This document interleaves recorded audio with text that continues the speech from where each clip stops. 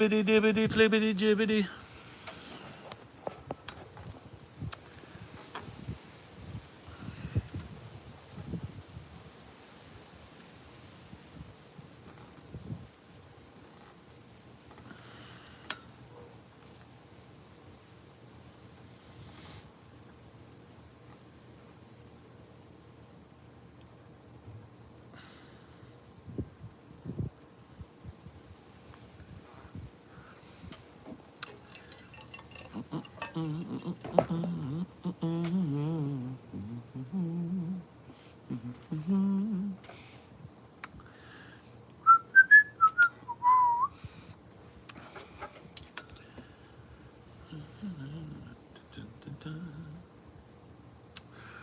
Facts of life.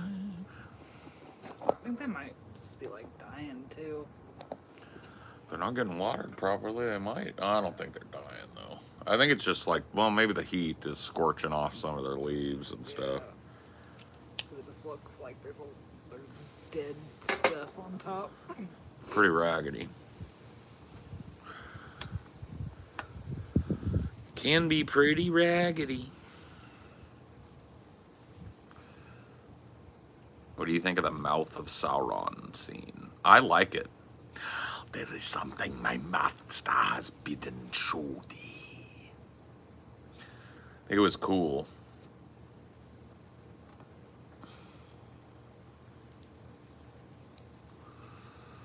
It's a sick shirt, bro. I know. Everything I got is sick as fuck, bro.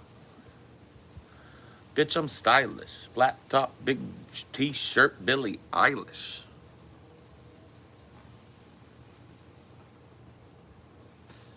I liked the Facts of Life, man, but I can't remember a single thing about it. But when I was a kid, I liked that show, man. But you tell me what it's about. I think it was about like a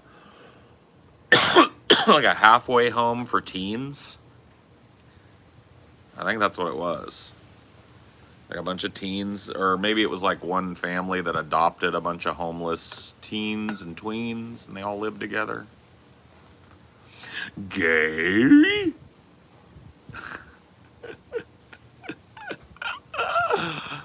How did you know? How could you possibly guess? I'm not gay, I guess. I'm on the gay spectrum, though. Bi is not even the term anymore, isn't it? No, it's Well, you 'cause can it- still use bi. It's just some Well, it's- people but- prefer pan. Isn't it an anachronism now, though? Because No, it means two or more, and pan supposedly means all, got it. or regardless of. What if so can I be pan, but I don't want to date an Eskimo? I guess the race isn't part of it, but like, yeah, it's a kind of pointless division. Like, It never made any sense to me. I'll be honest with you, babe, and maybe I've told you this before. Some of the like language stuff that's happened in the last 10 years, 15 years, right? When it comes to like, I totally understand it, I'm behind it. Like white people not flippantly using the N-word, and really maybe even not using it unless they have to contextually. I'm cool with that. I really don't think every white boy in America needed to run around calling his friends the N-word, and you know, it probably got more people in trouble, and it probably hurt a lot of people's feelings too, who are black or adjacent to that, mixed. So I get that. But a lot of the other stuff, I've just kind of gone like, all right. well, you tried to embrace it for a while. Remember, you thought you were gonna be able to drop the R. Yeah, you know what? I stopped doing it on purpose, though. Yeah. I could have stopped doing it. I couldn't use that word in any job I've ever worked, and I managed to never get fired for calling something. You know what I mean? So, like, not like I couldn't do it, but it's almost like I didn't think of it at the time when I just started using it again. And it wasn't out of some huge desire to have it back in my lexicon. I think it was pushback against some of the stuff I'm talking about here. Because of all of them, and I remember explaining it back in the day, you know, like, yeah, retarded people have, or mentally challenged people, or mentally handicapped people have no choice in the matter typically. And even if they did, them being at a deficiency or having a dysfunction shouldn't be something that you like use as a metric for a person who has no dysfunction and they're just stupid, right? And I don't necessarily disagree with that, although I have to be honest with you, I don't think anybody that would be functionally labeled retarded gives a shit. Well, they're not the ones usually going around saying stuff like that because I think they know that they're not very literate and stuff, and I don't think they're trying to make giant treatises and shit. I just don't think they get, I don't think it bothers them anywhere near as much as it bothers like people in theory. Yeah. Because I never, okay, and there are people that will do this.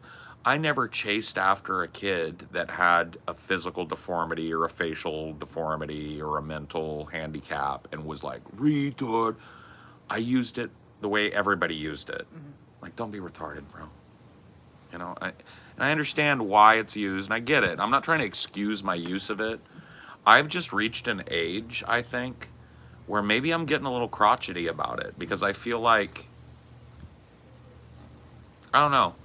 Does it make sense, or does it just sound like an excuse for me to say I feel like maybe in an attempt to maybe normalize and modernize our use of language, we maybe stepped a little too far and people got a little too oversensitive about words and labels and stuff? Well, there has been the issue of doing it on behalf of other groups, like the Latinx invention. Oh my that God. most people just that are Or the Latino cultural hate. appropriation call-outs when a Yeah. white girl gets Yeah. dreads or braids or Yeah. something. It's just like, I really don't think that, Yeah. especially like, you know what, if you want to get real crazy with it, the people that could be really mad about the appropriation by white people of braided hair and stuff would all be in African people, like all in Africa people. Those are the people that still traditionally wear those hairstyles, not as a fashion statement, but as part of their cultural tradition and shit, right?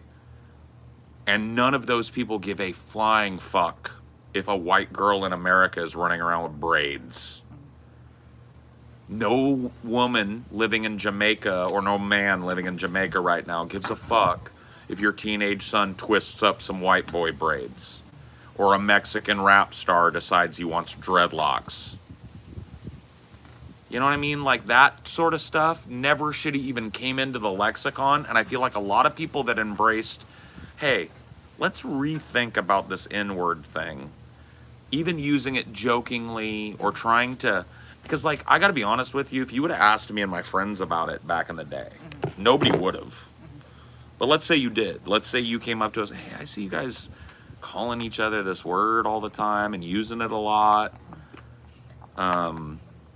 You know, do you like why do you do that, or do you think, why do you think that's okay, or something like that? We probably would have said, look, we're clearly not using it to call somebody a slave or to otherize any black people. We're using it like it's used in music and movies, because the more people use it and accept it, it blunts the fucking meaning of it, right? It already, like I would have told you back then, it already in rap music is just an analog for dude, which also used to be a pejorative, by the way. It meant a city slicker, or somebody that didn't know what they were doing, right? So it's like, I don't know, man. Well, there's so many terms, like jaywalking is another one that has probably Racist more, terminology. Yeah, so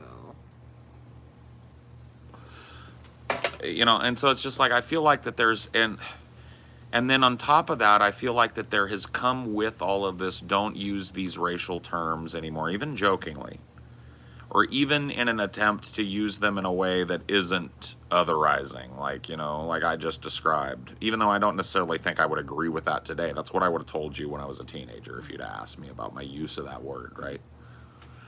A lot of black people probably would have disagreed with me at that point, but it was way more culturally normal and normalized for that.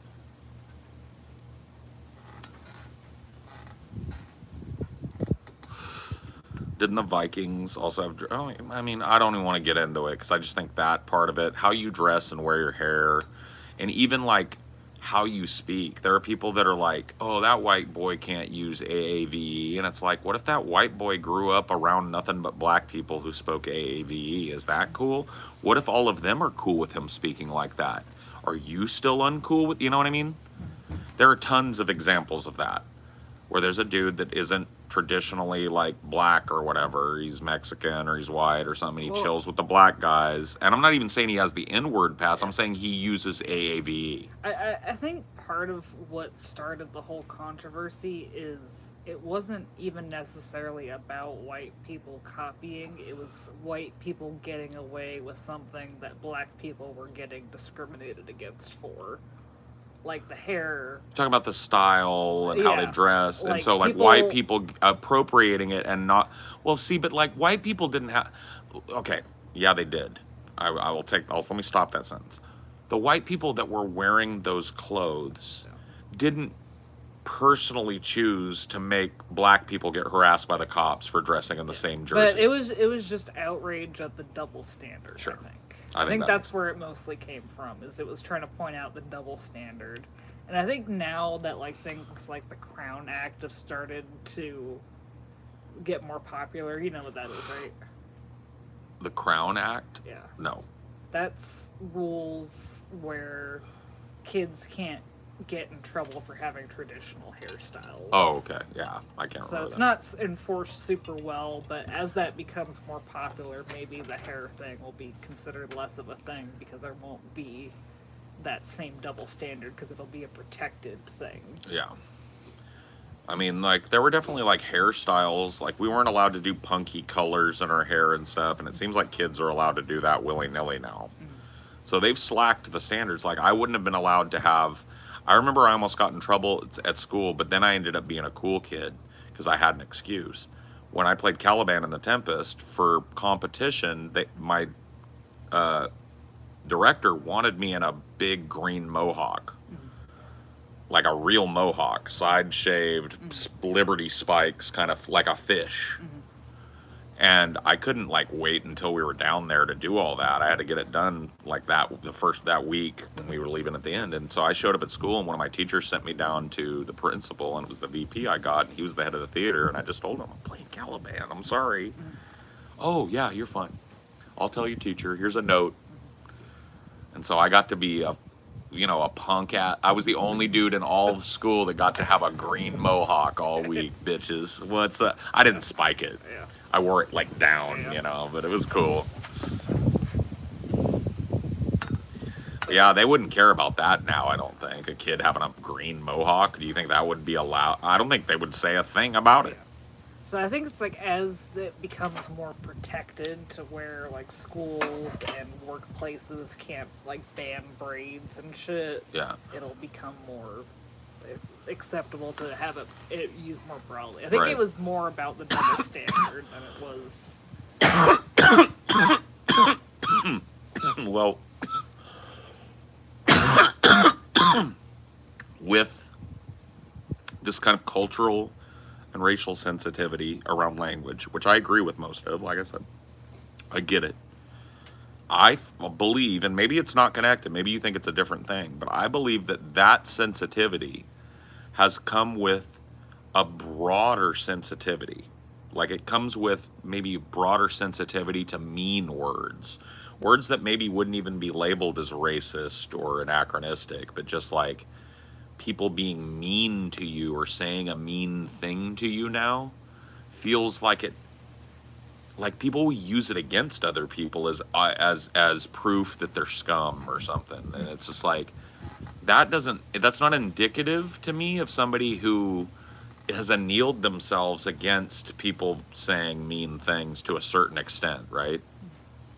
So you're saying that like more people are calling out like, oh, this is bullying, this is harassment, this is this. Not only that, but trying to like cancel people because you called somebody a fucking moron, or you called some. Well, like there was that thing with Lizzo, like, oh, she called one of her dancers fat, so she should be canceled. Right, and I call people fat all the time, and I'm a big fat fuck. You know what I mean? And I think that's fine. I don't think there should be any rules about being mean to other people. Now, I can say mean things to people sometimes, but I try not to be a mean person in my life. I don't go out in public and try to make people feel bad about themselves and shit. Right? But if I wanted to do that, I think it's my fucking right to do it. I don't think anybody's got a right to never be offended.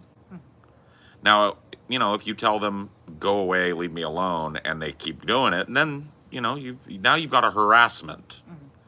And I don't think anybody should be, but we're talking about, like, I feel like it's like a goddamn epic meltdown sometimes when somebody says a mean thing to another person, and that the person that said it is famous.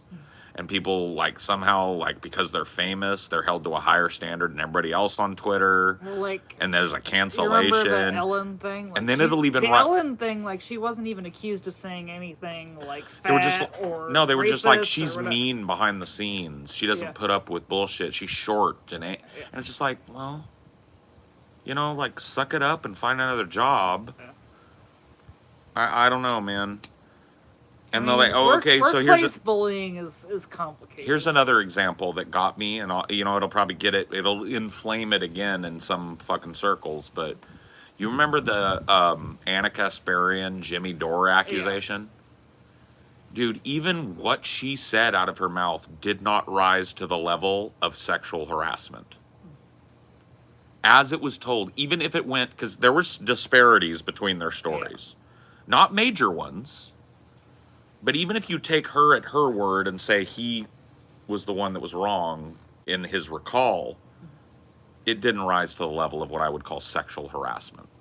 It may have been inappropriate for the workplace, but there's a difference between an inappropriate comment. Sexual harassment is a pattern or one incident of egregious and obvious sexual impropriety, either verbally or physically or both. That's sexual harassment. Saying nice news skirt because you're wearing a fucking skirt where your vagina's hanging out and it comes flopping up over your ass when you bend down. Like, yeah, maybe that would be something you'd get admonished for by the boss, but did it rise to the level of her trying to get him canceled off of it? The thing, too, is, like, was she his subordinate? No, it was the other way around. Yeah. She has always had the business relationship with Chank, and he was just a paid guest. Yeah. Or a paid host or whatever. Yeah, just a guest that would come, like a contractor that would come on, and they'd have him on the shows, and he was paid for his time. But she owned a piece. The standard should be higher for, like, talking to subordinates. It's totally, like, look, dude, sexual harassment is a crime. And it's totally conceivable that a female boss or a female employee harasses her male boss, or a male employee harasses a female boss. Can happen, but those bosses have the power to immediately address it and stop it. Yeah. Right? And so you're right, it should be treated as a different thing when somebody of greater authority in the business is pushing that down on somebody below. Because there's almost an unspoken implication of your job is... Yeah, you can't report this. Right. If you report this, or if you kind of like say no to this, or you tell anybody about this, they may not even have to say it because they're your boss. They've got the power to, like, cut out your lights. So, like, I think the comments he made would have been more inappropriate if he was talking to a subordinate. I agree. But Anna was not his subordinate. I agree. But I think one comment, especially if because the way it went down is she laughed it off at that point and then later approached him about it because it bothered her, and he apologized. He was like, I didn't mean it like that. Well, it's like, I think what he harassment was trying to do was just, like, shoot the shit. Because it was... Young Turks used to be edgier. 100%. So I think he was just trying to engage in edgy banter. Dude, the Young Turks, in response to that whole fiasco, somebody went and found an old Young Turks episode where Anna and Chank were looking at explicit photos of Britney Spears' vagina that a paparazzo got as she was getting out of a limo. And going like, oh, and critiquing her vaginal lips and stuff. And it's like, she did that all the way back then, but Jimmy Dore made it, and the fact that it came out right when they were having political drama Like, it's just like the fact that Like, there were in tons that of people. environment with her not being his subordinate, it sounds a lot more like edgy banter than. And then if you put it in the context of the Young Turks, whose whole thing was, we don't have to be pussies like the mainstream news. We can talk about edgy shit and sex, and we can cuss because we're an internet show. Right? That was their whole brand. It was like way more Howard Stern than news show. And like you said, it wasn't a pattern. No. She never claimed it was a pattern. And she never did. She never said it was every day he was making a comment that made her feel uncomfortable. She kept asking him to stop, and he wouldn't. She had all the power to fire him. What she did say, and he corroborated, was, I believe, you can correct me if you remember it differently, was, I confronted him about it, but weeks later, and he apologized.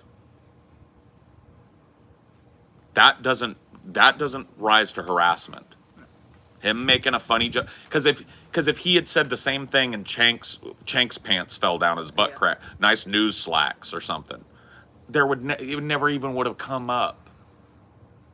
You know, and so it's just like that, and the fact that there were so many people that rabidly defended her is really it's not the only incident, but that's a good example of what I'm talking about, the hypersensitivity that's come with this idea that you said a thing that transgresses. Well, and it was such a contradictory thing because Chank had said way worse. To Anna. Yeah.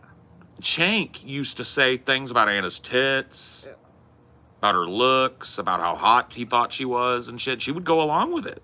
They used to talk about sexual secrets that were leaked about certain things and gossip about certain celebrities and how big their dicks were. I mean, it was just a free-for-all type of show. I'm not saying it was when this went down, because they had moved along towards, we're still edgy, but we're kind of a news Democrat thing now. But it just felt weird to be like, Jimmy Dore made this one comment one time. And she decided, and it just has to come out right in the middle of some political drama that has nothing to do with their personal bullshit. It's just, he was for force the vote, she wasn't, or whatever it was. I can't remember what it was.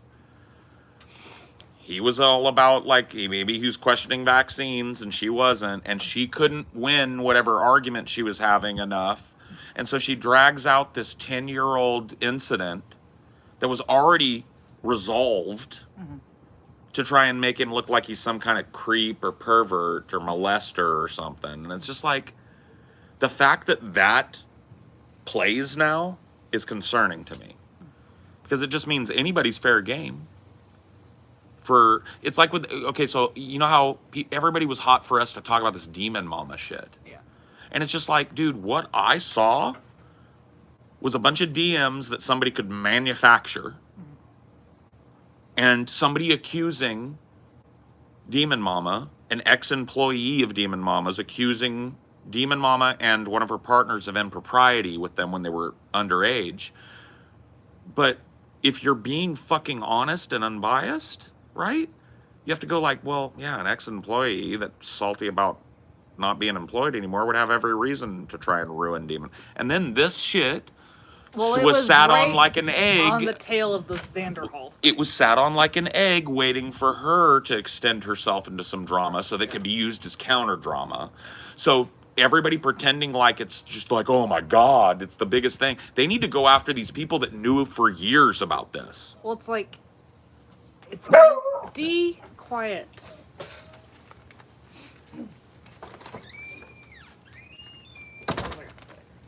Yeah, it's like it only matters when people decide it's gonna matter now. Yeah. It has to be strategic. Yeah.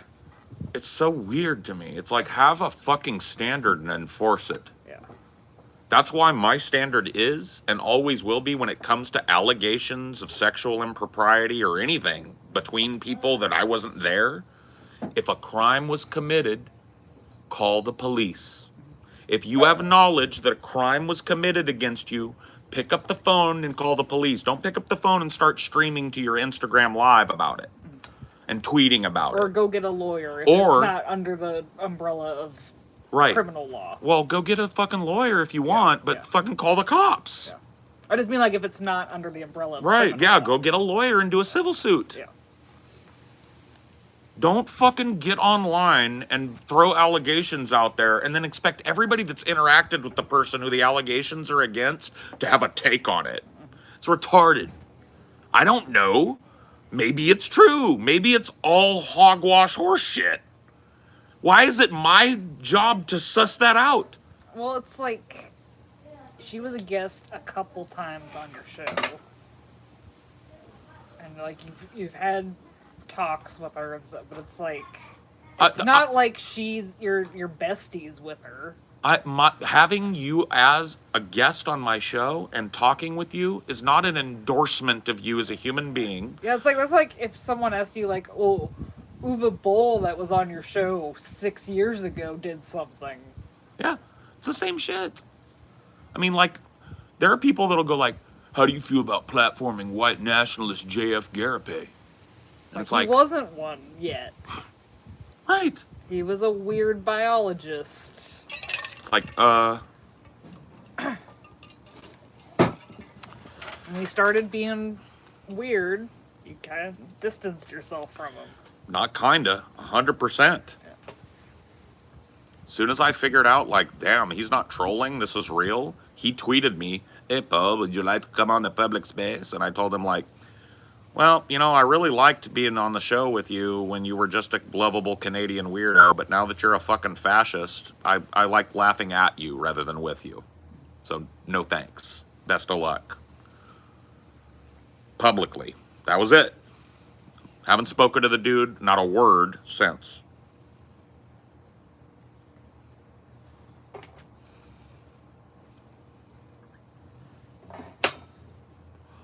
And people want me to have a hot take on every goddamn thing that ever happened to him between then and now.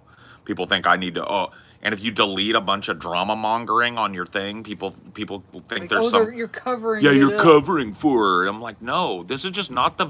Why does this have to be every goddamn venue that's even minorly tangentially related to Demon Mama in some fucking way? It's like anyone. It's like there aren't 15 people, places that are dedicated more closely to her and the people involved in this that you can go talk about it till you're blue in the face. Yeah. You've got to drag it into every subreddit, everybody's Twitter feed. It's just like, fucking shut up. You have your big video that everyone that gives a fuck has seen at this point. I don't even know what to say, man. When it comes to the actual allegations at hand, if true, pretty fucking suspect. You know, set the allegations aside. Just the fact that she was employing a 13-year-old and involving them in her community is suspect to me, if true. Well, it's like that's why it wasn't relevant to you, because you aren't trying to have that as your audience. We have a hard 18+ rule. Yeah. If you're below the age of 18, anything that could even be confused for kids' content. No. Dude, every time you start a stream on YouTube, is this made for kids? Yes, no. Yeah. The answer is always no. Yeah. I don't want to talk to people that are under the age of... I really don't even want to talk to 18 or 19-year-olds, to be fucking frank with you, but there's nothing I can do about that. Mm-hmm. I'm here to talk to people that are adults. I don't care what a kid thinks about the election. I don't care what a kid thinks about my conduct. I got bigger fish to fry.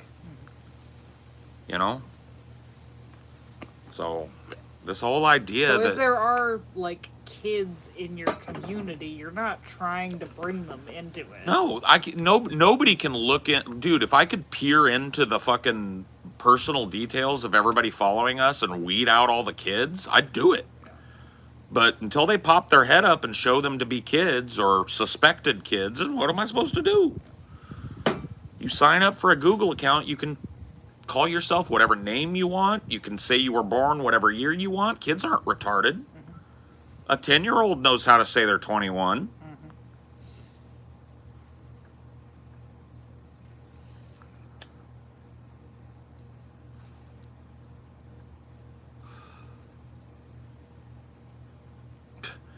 Bro, look, dude, I'm not an educator. I'm not a parent. I got nothing for a kid. All right? And they got nothing for me. I was a kid fucking 40 years ago. Yeah, like, if you were doing a channel that was, like, playing Fortnite, then, yeah, that'd be different. But here's the thing. I wouldn't. I'm sorry, but Fortnite is clearly made for children. Yeah. I would never make a career as a 44-year-old man streaming Roblox. Yeah. And there are 44-year-old men out there playing Minecraft all day. Yeah. These are children's games. I'm not saying you can't enjoy it. I understand there are Roblox things you can do. Maybe they're fun. But if you're there to like be part of the community and you're streaming it, you're going to have nothing but 10-year-olds in your audience. You're 40. And yeah, if you have a bunch of kids in your audience, don't have a Discord. Don't. No. Yeah, don't have that shit. Kids shouldn't be on that shit. Yeah. They're not allowed, right? Yeah. 18 plus only on 13 Discord. plus. That's so stupid. Yeah. Is that Discord's rules? Let's double check, but if it's Facebooks and Twitters and all that, let's see. Dude, according to my Steam account, I was born in the year that World War II ended.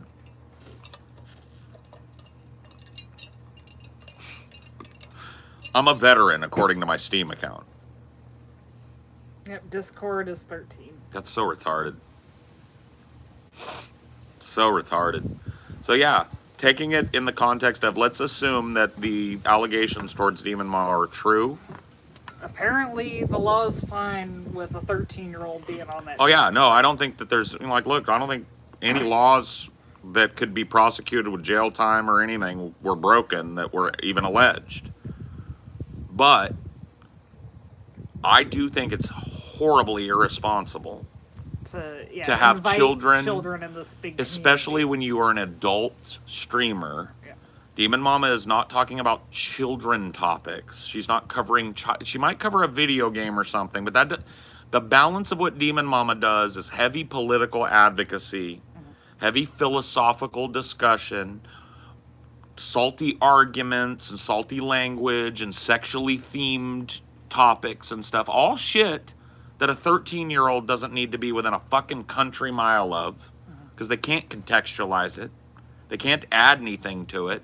And there's so much room for impropriety when you welcome little skibbities into your fucking wider community. So I think it was a dumb decision. I think it's an even dumber decision to employ that person. Especially, like, okay, if you're going to hire somebody that's like a graphic designer, 16, 17, 18 or something to do something for you, whatever. I don't think that's necessarily your best bet. But like a 13-year-old doing animations and thumbnails and like managing the back end of your channel, if that's true, is fucking retarded. Unfortunately, she hasn't said anything since that came out. Well, I mean, that silence is deafening. Yeah. Unfortunately, and like, look, I would say that silence is completely like, you can't call it one way or the other if she was a streamer that was known for eschewing drama completely. But she doesn't. She dips her face right into the drama pot. She even has, she'll call a stream Drama Mama. And she'll be talking about somebody else's personal life, somebody else's DM interactions. I don't think she needs to go as far as Vosh with the context video, but not saying anything. Just like a tweet, like, hey guys, a lot of bullshit whipped up and I had to take some mental health time. I'm working on a response. Just letting you know I'm fine and, I'll do my best to clear it up on my end when I get back, but it'll be a while. That's all she'd have to do, but she has said peep on any of the social media, well, at least up until like a few days ago. I haven't really looked. I mean, I just looked. She has a post, like the no Twitter. The trove of pre-recorded videos is done now. She's a tweet freak. Yeah. So she hasn't tweeted since the incident. There were pre-recorded, obviously scheduled videos that have come out, but that has ended. That's dried up now. Yeah. That has stopped. Her Discord is in lockdown mode. No mention of the drama is allowed, and the thread of drama has been moved to a fucking locked thread. I guess Twitter has woken back up. Oh, really? 4 days ago, she retweeted a comic talking about coffee tables, and then she retweeted a funny video. So, not addressing it at all. So just like pretending it's not a thing. Just random tweets. Yeah, dude, that's... I bet the replies to those are something else. Unless she's got them fucking locked down, which she probably does. Most of the time, people that are fucking having Twitter bombs, People are Twitter bombing them. If they care about Twitter, they'll just lock their fucking account or protect it or whatever. Yeah. So. But I'm gonna go take a look right now because I follow her and she follows me. And so like I said, I hadn't checked since maybe like Tuesday or Thursday, maybe, when I was looking at it, just to see if she'd said anything this week. So she's made replies to people, but none of it related to the fucking thing. So no drama relation, huh? Tom and Jerry ass sound effects. Let me see what's in the. Yeah, she's definitely got it protected where she's like approving responses or whatever, because her like these tweets would be filled with people going like, "Are you gonna comment? Are you gonna comment? Are you gonna comment?" Twitter has started filtering replies way more than they used to. But still, there would be at least one on one of these tweets. Or on her last tweet before the shit, the August 7th tweet, the Vance is so finished tweet, would be filled with like, oh yeah, okay, so this one has all the shit on it. Yeah. So I think these next ones, she's got to be protecting it. I mean, I guess, to give her the benefit of the doubt, she might just be deciding, like, I won't add a drop of gasoline to this and just hope it dies. People just get bored. Well, is she just planning on leaving the internet? Or leaving her, like, moving on and not having a channel anymore, not being a public figure anymore? I don't know if it's necessarily that, but she might just think, let me just get it cold. It will never blow over in this climate. Yeah. Ever. She is, and it may be, if she was a completely drama-free channel, she could do something akin to Vosh's Fortress shit. And she was like, I'm not going to get dragged through this. I'm just going to keep doing what I do. And the vast majority of people wouldn't even notice. Mm-hmm. But she is a drama-focused, I mean, not drama-focused entirely, but she is a regular indulger in internet drama, especially within the sphere of influence that she's a part of. So I think she's maybe just seeing how much it dies down if she just doesn't address it at all. It'll never die down. That's the thing. She needs to either set a fucking rule that I'm not going to comment about this and any comment will be banned now, and just go forward fortressed up. Because clearly there's going to be Demon Mama fans who are willing to just whatever, She needs to either do that or just fucking prepare herself for a constant deluge of troll accounts and alts, and every part of her social media needs to be locked down now, which limits the scope. Like, you can't have a protected tweet go viral. So yeah, I don't know what she's doing. Maybe she's doing something legally behind the scenes and they told her just to not do anything. You know what? I didn't think about that. Yeah, maybe she's suing the fucking guy that made the video, or the person that made the allegations, or somebody else involved. I don't know. Because that would be something a lawyer would tell you to do, is just shut the fuck up for a while. Oh yeah, well, especially if you're taking legal action, they tell you not to say a fucking word. Shut down your social media, or just never ignore nothing everything. That's even tangentially related. Yeah. But I can't. Possibility, I guess. I have to imagine that a lawyer would also know that Demon Mama probably relies on the income of that channel and streaming and donations and shit. How long can she go without making some? Maybe she has another job outside of it. True. I guess I mean, it would be hard. She streams like a beast. Yeah. So it'd be hard for me to imagine she's working some big lucrative full-time job, but maybe one of her partners is. Yeah, or she has a side hustle or something. Yeah.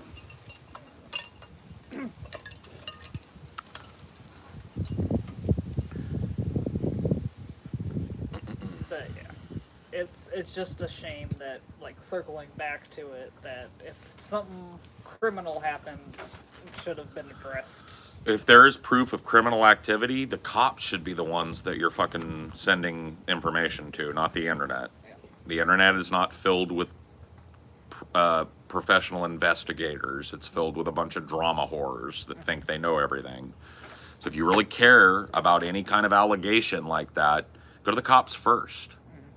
There should be police action and shit. And then if you want to wait until all that's wrapped up and talk about it and talk about what happened, dude, it's your life, it's your trauma.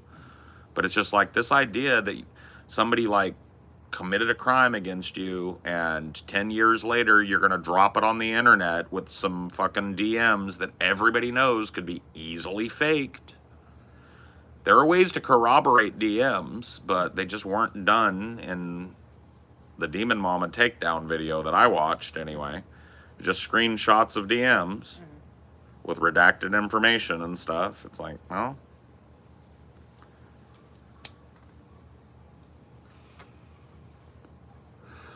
to me, it's like, I don't know. But that's all assuming that this person isn't just like some schizoid that came out of nowhere. None of this happened, and Demon Mama just doesn't want to deal with the drama blowback. Just she's waiting for the worst of it to die down so she can come back and go like, I don't even know this person. Fuck all of you. That would be a fine thing. But if I were her, I probably would have said something a couple days after, like, hey guys, taking a break. Gonna address this in full, but I need time because this is just people. This is just some bullshit, and I'll be back. No worries, but. I'm working on a response. If she'd have said that, then at least people couldn't take that angle. But the way that she's just, like, those two tweets may as well not even be there. Yeah. They're completely... They're not, they're just, they're locked down. They're completely and utterly have nothing to do with anything. Her channel is now just dead air. Yeah. Her, like I said, her Discord I haven't checked in a few days, but right around the same time I thought, like, I wonder if Demon Mama said anything. I went to her Discord. It is complete. You can't even mention the name Tyler, Xanderhall. Every mention of that up until a certain point was locked and put in its own special thread. So you can go and read like 25 pages of her community reacting to this news. And, yeah, I mean, as expected, it's a mixed bag for her. There are people in there defending her and going like, this is all bullshit. Nobody knows anything. And then there are people in there like, dude, I've been a fan. I've been a member here. I've got roles here, and I can't fucking see how she's going to excuse this. Yeah. But you addressing it here doesn't mean it's an open invitation on No. the DFF subreddit.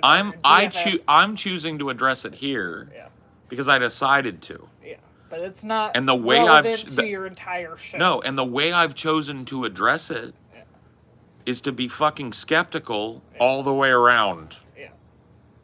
Because I could make an equal story for how this Xanderhall guy got butthurt and enlisted one of his little buddies on the internet to drop a troll thing, right? Like, I could see that just as easily as I could see Demon Mama having the blind spot or being kind of fucking sus and working with 13-year-olds and involving them in shit that they shouldn't see and do, right? That whole fucking community, Vosh on down, that debate bro left bread tube shit is toxic. It's like a sludge, man. You wallow around in it and you fucking revel in the drama of it, and your takedown is just around the corner. Would you talk to Xander Hall? Fuck no. I don't want to be involved. You know what, dude? I feel like, and it's not, I'm not even trying to be mean to Demon Mama, but I feel like every time I touch that community, I pull back a burnt hand. It's like, ugh. Vosh is just like, ugh. I wish his community and ours were just unaware of one another. If I could go back and fucking strangle TJ to death the night he was supposed to go on Vosh's show, I'd be a happier person for it. I guess I could strangle Vosh to death that night too if I go back in time. That'd be the nicer way to do it because I like TJ. But either way, I'd do it. Because, man, that was a mistake. Blending those communities and inviting that community over. Just like toxic and fucking 12-year-olds and fucking weirdos, just sexually repressed weirdos and fucking tons of furries and tons of... I'm not trying to hate. I'm just saying. Just like everybody over there is a fucking goddamn poly, kinky, furry person. They're all fucking like 19. They're all fucking dumber than a post. Really ready to just follow the leader wherever he leads. You know what I mean? So, really availed us of nothing positive. And then, this Demon Mama shit pops up. And it's just like, man, twice bitten, thrice shy, bro. So before all this shit went down, I'd go like, fuck yeah, I'll talk to Xander Hall or whoever. But that little fucking community, they're persona non grata until they clean up their shit. Because I don't want to be part of the poop flinging, bro, unless it's from the outside looking in like I am now going, yeah, BreadTube needs to clean up its shit. Stop being a bunch of fucking weirdos, bro. Stop leading with your dick or your pussy. Stop making your kink your front foot. Nobody cares. Nobody's going to take you seriously. Nobody's going to take your political prescriptions seriously. If you're leading with your fur kink and your big bulge kink and your mommy milkers kink, you know? Like, either go be a kink streamer and quit trying to prescribe things to other leftists, or just accept that less and less people are going to want to touch the poop in that community. I'm one of them now. Good, bad, right, or wrong, all the poop touching that Demon Mama did, just sticking her head in this toilet water drama, dropping this big egg drama that's supposed to be all fucking serious, but she knew it for 6 months and just sat on it until the opportune time. That type of shit, bro, just makes me not want to work with the motherfucker anymore. Like, that is the furthest from the type of shit I want to be involved in ever. So that whole community has got a real fucking cross-contamination poop-touching problem. Leading with their dick too much, leading with their weird sex fetishes too much, involving too many kids and lollies and horses and their shit, leading with that kinky fucking shut-in basement dweller autistic bullshit. I dress like a fox, you know what I mean? And then they're trying to be like, hello, my dude, let me give you an erudite perspective on modern politics. And it's like, weren't you the guy that was just talking about how you take horse dildos in the ass? Weren't you the guy that was caught like 3 months ago with a folder full of fucking Japanese schoolgirl porn? Sucking off horses and shit? Pardon me, guys. Let me take my fursuit off. Let's talk about seriousness. It's like, the lack of self-awareness is fucked. The kinky fucking... I don't even mind kink. You want to be a poly-kinky weirdo? Go do it, bro. But you want to be taken seriously by people and not be the object of derision and fucking on? You might want to do what the rest of us do and keep your fucking dick in your pants till you're in your bedroom. Or start a fucking career as a sex worker. But this, like, I'm a serious politics streamer today, and I've got a big butt plug up my ass, and I want to, you know what I mean? Choose one, dummy. So I'm just sick of it. I'm just sick of their shit.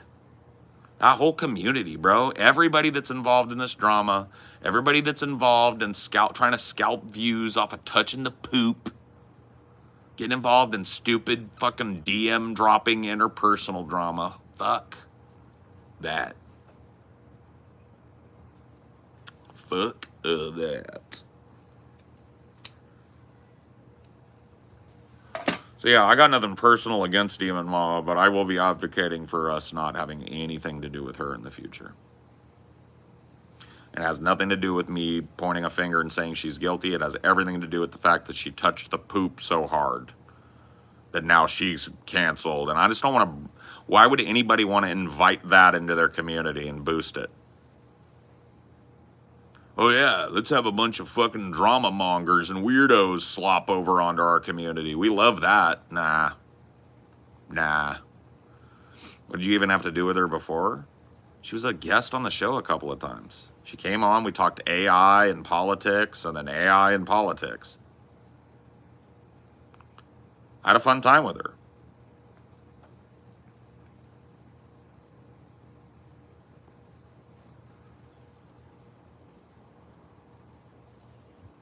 Hey, Paul, I'm stoned again. Hope you are too. Yeah, cool. Well, yeah, I will be soon, man. Kind of hoping my homeboy Trip is hanging out there, but Trip, sometimes he's busy, you know. Trip's, I don't know what it is, but I really want to actually smoke with Trip one day. I'm going to have to go down to Florida, because that motherfucker never leaves Florida. He's a Florida boy. He's a 212. But I love Triplical, man. He's always the right vibe for smoking. But I will smoke with all of you.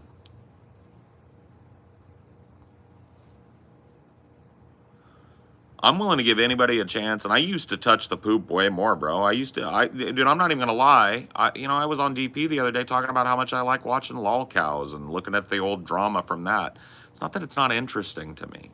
I just don't want to make that. I don't ever want to make that kind of fucking shit, because it invites an element. Look, dude, we did touch the poop quite often on DP back in the day, and it invites a whole element into your audience that is just like, it ain't worth it.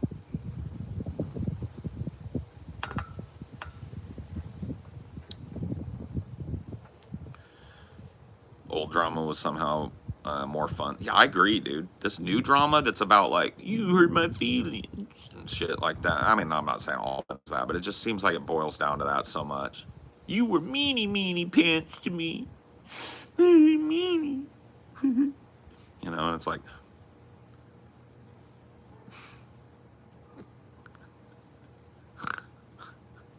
yeah, I like some boogie content. Look, the reason we cover boogie on our show, okay, is because we have a long-standing tradition of covering boogie on our show. We've been covering boogie as a singular example of the lol cow genre for like 8 years. It's an ongoing kind of running joke for us to fuck on boogie on the show. And he just happens to have gotten way more fuck onable in the last 3 years, you know? I don't know what to tell you.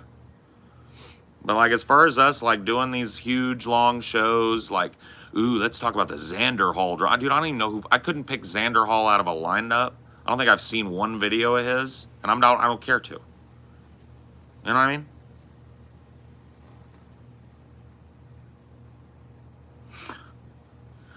This community, that fucking bread tube fucking debate bro community is toxic as all fucking get out, dude. The people that follow that shit are just gone, bro. So I learned my lesson, bro. I don't want to touch that shit no more. People getting all up in arms because fucking TJ decided to delete Demon Mama drama farming the night after it got posted and shit. Like, our shit has to be another billboard for people to whip up internet drama that nobody knows what's true or isn't yet. You know, and it's just like, that's what happens when you have this fucking type of community adjacent to yours and you involve them. And you have this crossover idea. Like, oh, let's have somebody on. That's why, dude, from here on out, it's Kyle.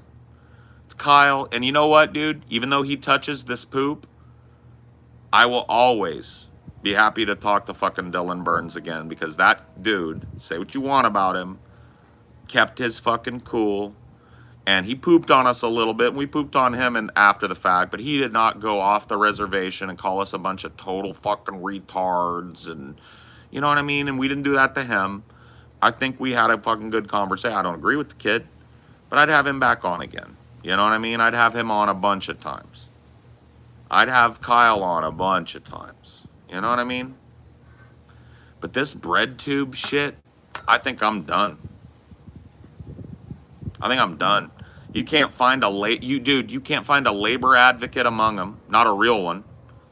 They're all Democrat voters. They're all fucking obsessed with DM dropping personal drama and trying to get each other canceled and shit. They're friends one day and then frenemies the next. It's just like such high school level fucking Degrassi High bullshit, bro. Every fucking month or two, it just devolves into this he said, she said, crybaby high school drama bullshit. Oh yeah, Vosh is 100%. He's a big part of BreadTube. 100%, bro. So that's, you know, whatever. I'm one vote in a triumvirate. If the guys want to have her back on, there ain't nothing I can do. But I'm going to tell them I'm just going to bow out, bro. Because I got nothing. I really just, you know, no disrespect to her. I really don't have a problem with Demon Mama. I think she's funny. I liked Demon Mama. I liked having her on the show. But I just don't want this fucking shit. I just don't want it slopping over onto me. I just don't want anybody to even insinuate that I'm adjacent to this drama mongering, sitting on the drama egg for 20 years kind of bullshit.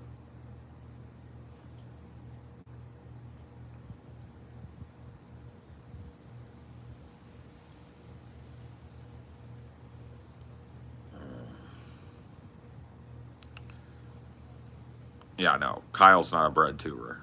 Kyle's like a mainstream, politics tuber. BreadTube is like this, like, aesthetically socialist group of people that act like a bunch of capitalist weirdos. That's the best way I could put it. It's fucked up.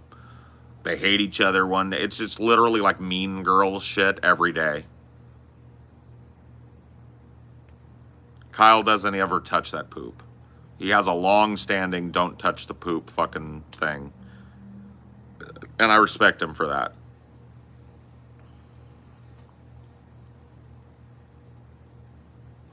These BreadTube people and the people that follow it, bro, even worse.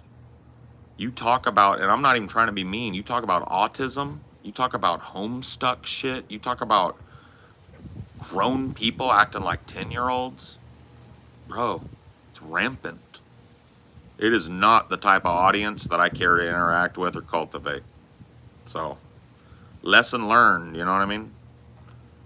These motherfuckers are socially stunted. It's fucked. It ain't good, bro.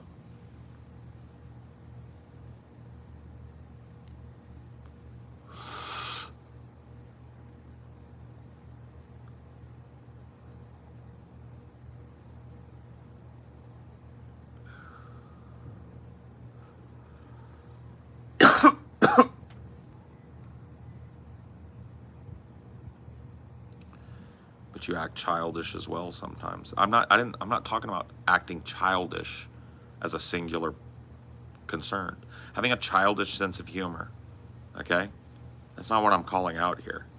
I'm literally talking about people that invest hours of their lives trying to take each other down for being mean to each other in DMs and sitting on drama for years and waiting for the opportune moment to stab their friend in the back and get internet clout. And then everybody becomes Mr. Moral Crusade. I can't believe what's going on. And nobody knows what the truth is because it's just an allegation and a bunch of screenshots. I cannot believe this. I cannot believe this happened. And then another people, oh, I don't believe it. I think Demon Mama's innocent. Demon Mama's a predator. And it's just like all these fucking people have lives. They got other things they could be doing. And it's just like, that's a huge part of that community. All right, guys, let's touch the poop. Let's a drama monger about the internal community politics. And it's just like fucking shit.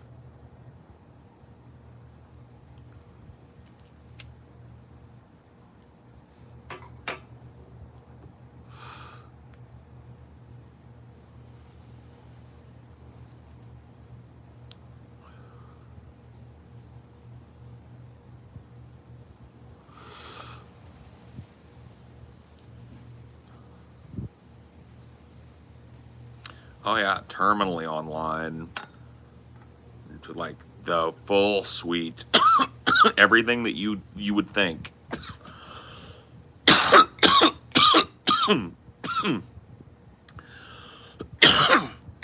That comes along with a diagnosis of terminally online brain rot. It's all over the place. People acting like they're like just moral rectitude is unassailable. And just like if you say one thing they disagree with, you are literally the biggest retard that ever walked the earth. They speak like fucking grandiose motherfuckers, dude. Like, but every last one of them is about 98 pounds soaking wet, sitting in their DX racer, or 300 pounds of fucking sallow, sweaty, fucking winded fat, sitting in their DX racer. You know what I mean? Probably still living with a parent, sucking off of a roommate. You know what I mean? Just like, but the energy that they bring online is autistic as fuck, bro. It's like, why would you touch that? Destiny, to a certain extent, his community is fucking unreal, bro. Like, I didn't really care, and it didn't really slop over onto onion nuggets, at least all that much. But, like, it was wild, dude. The day after I went on Destiny for that big 5-hour talk, bro, people just going like, you are the most retarded human. Like, I got so many DMs, dude. I had like hundreds. It's like, you are the most retarded person that I have ever seen in my life. And it's just like, these are the people that follow this. Okay, dude.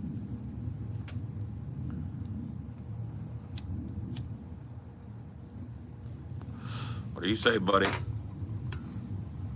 But yeah, that's my, I talked about the Demon Mama stuff the other day, but I wanted to contextualize it a little bit more because the question was, presuming that the allegations had some merit to them at the very least, one way or the other. And really, you can't do that, especially not in this community that clearly doesn't have any compulsions or compunctions, about fucking making shit up, overblowing drama, sitting on it for a while, and adding up other things, waiting for the right time to pounce. So I don't trust a fucking thing that comes out of this community. I will say that Demon Mama's utter lack of a response don't look good, but that don't make her guilty. It just makes her fucking not handling it well.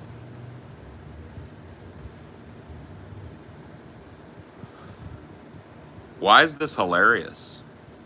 Like, why is this 3 crying Rafflemow emojis hilarious? You're in the fucking Eye of Sauron right now. I hate you motherfuckers that treat this like a Twitch chat, bro. Multi-emojis, just laughing away at everything and shit.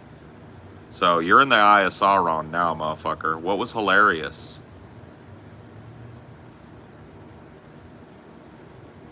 That's a bot, I think? Ban it then. Get it the fuck out. Get its poopy butt up out of here.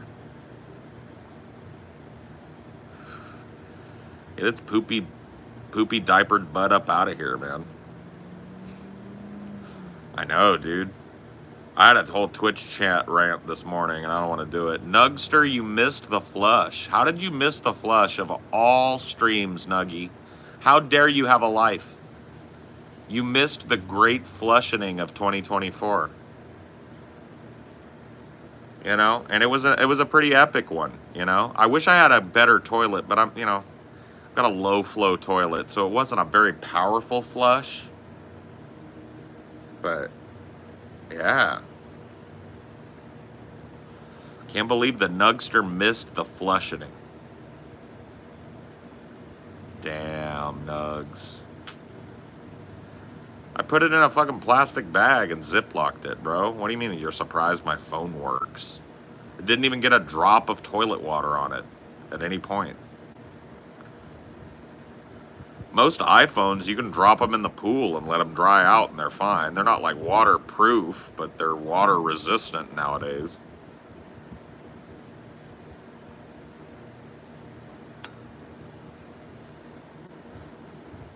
Epic fire flush, yeah. That was epic fire. I'm surprised how well we could hear you. Yeah, submerged as you were, you could still hear my voice.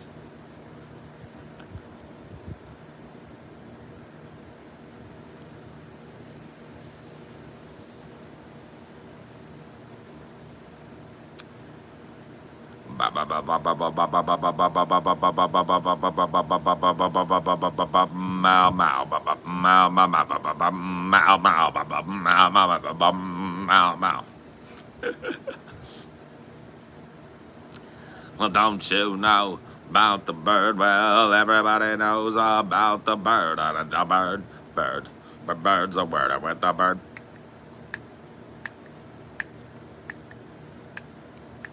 Well, everybody's talking about the bird. Such a fucking crazy song, dude.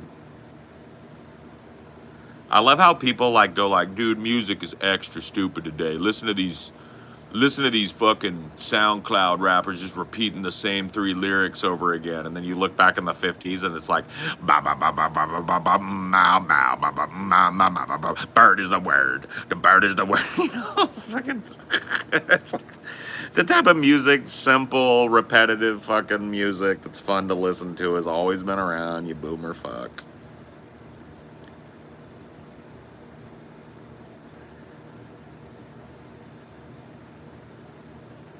I wish Family Guy wasn't. Yeah, dude, I wish it was too. Scatting, yeah.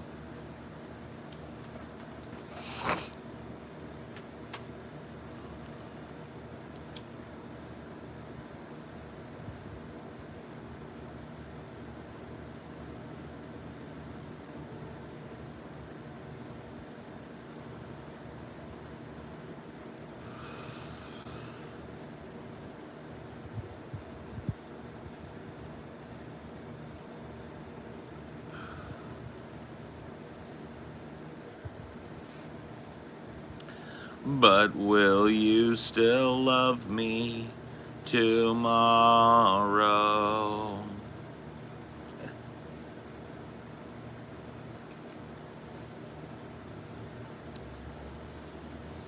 About to have my fines paid off. I'm so excited. Yeah. Celebrate, celebrate, celebrate.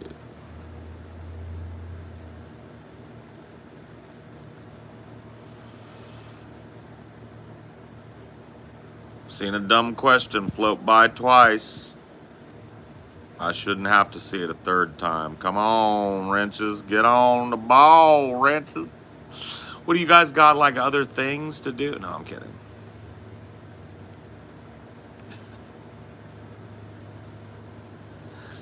Well, everybody's heard about the bird. No, no worries. I wasn't chastising. I was just joking. Dumb fucks, though, are pretty thick. I'm just warning you if you haven't been here for a while. The dumb fucks are thick recently. Not that that's not always the case, but it's been extra.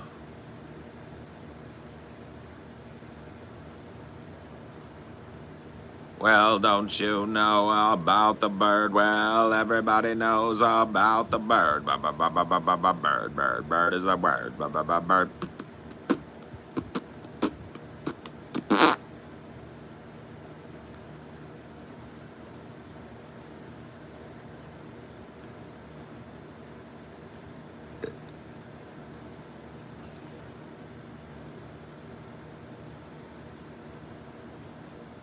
Beat the 2-parter Snake boss in Wukong. I'm riding that high right now.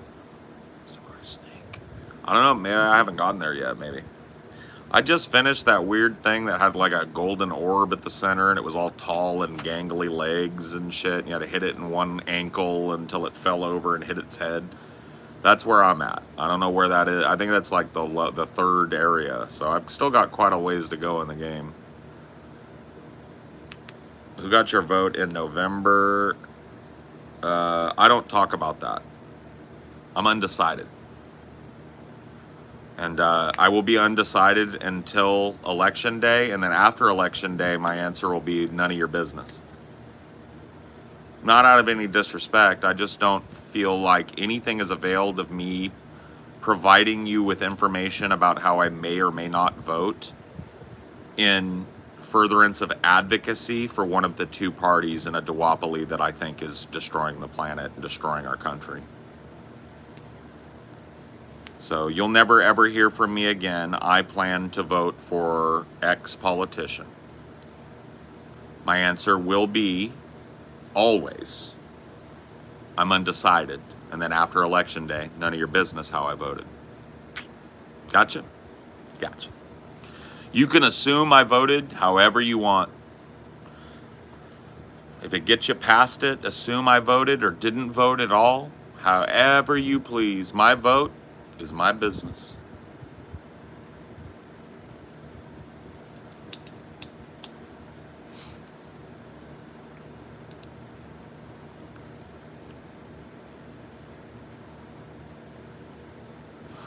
You just say none of your business anyway? Yeah, you're probably right. I could just expand it. None of your business. Prior to the election, none of your business. Post-election, none of your business. That's a good way to handle it. Do you support an age cap of 65? Yes, for all presidential candidates. And what's your favorite type of pizza? I like, dude, right now, the one that I fucking love is jalapenos and pineapple. Like, that's my favorite wacky pizza right now, is jalapeno pineapple pizza, bro. But I like black olives and mushrooms on a pizza. I like a cheese pizza, too. I don't really eat the meat toppings anymore. So I don't do, like, sausage or pepperonis or nothing. I haven't eaten meat, and it's got to be pulling up on close to a year for me now. Thinking it was winter time when I started, but it's been like 10 months since I ate meat, and I don't miss it.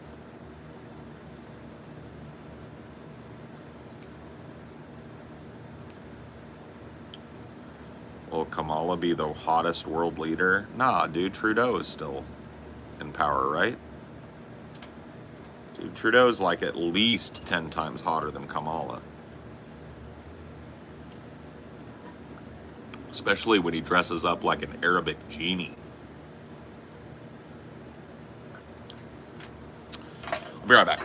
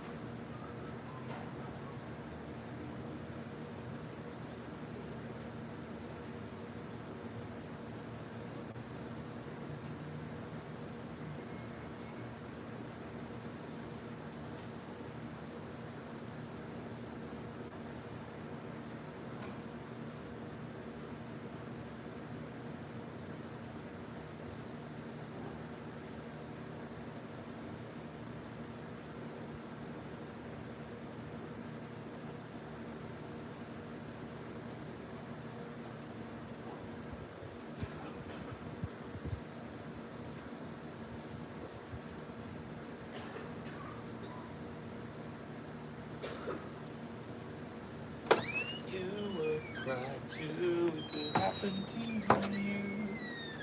30 deep. Come on. Come outside. Is that cute? You don't want to come out? Come on. Okay. You don't want to. That's fine. It is up to you, buddy. It's always a suggestion. Wow. See shit. I can't see shit.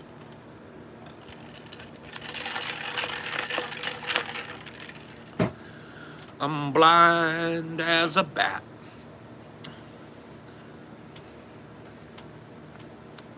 I'm still pretty fat. I've got the cutest cat. Got the coolest hat.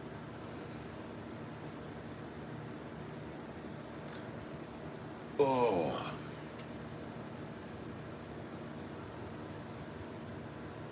Well, you still eat fish and poultry. Not poultry, but fish.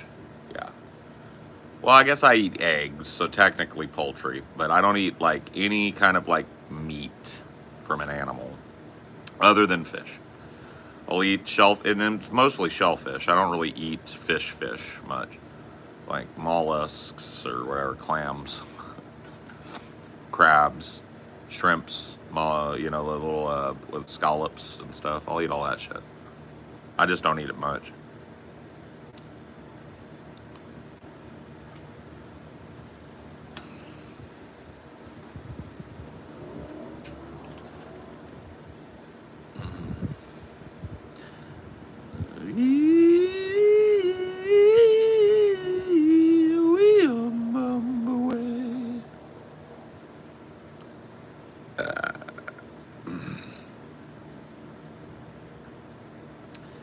Crawdads are good.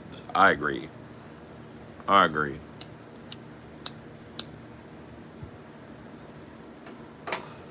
Gotta get you a crawdad now. Get you a crawdad up out that creek now. You won't like a crawdad now.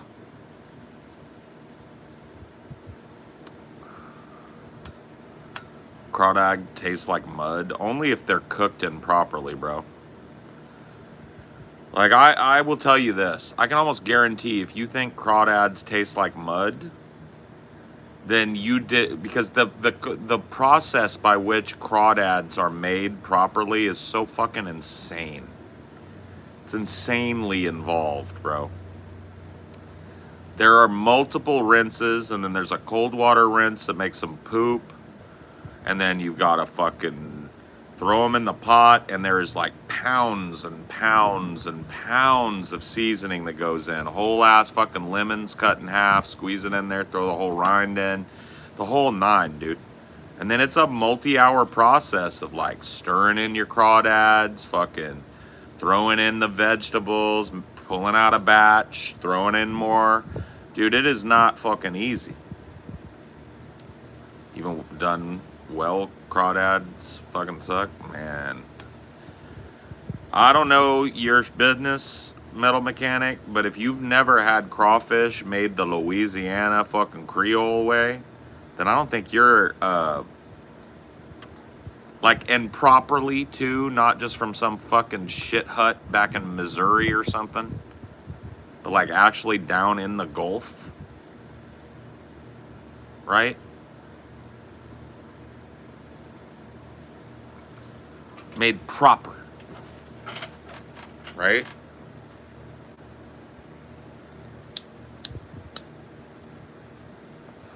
You ain't never had it. I'm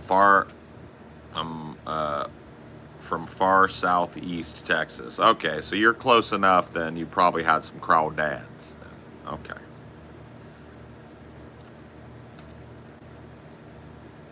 I said Georgia. Georgia.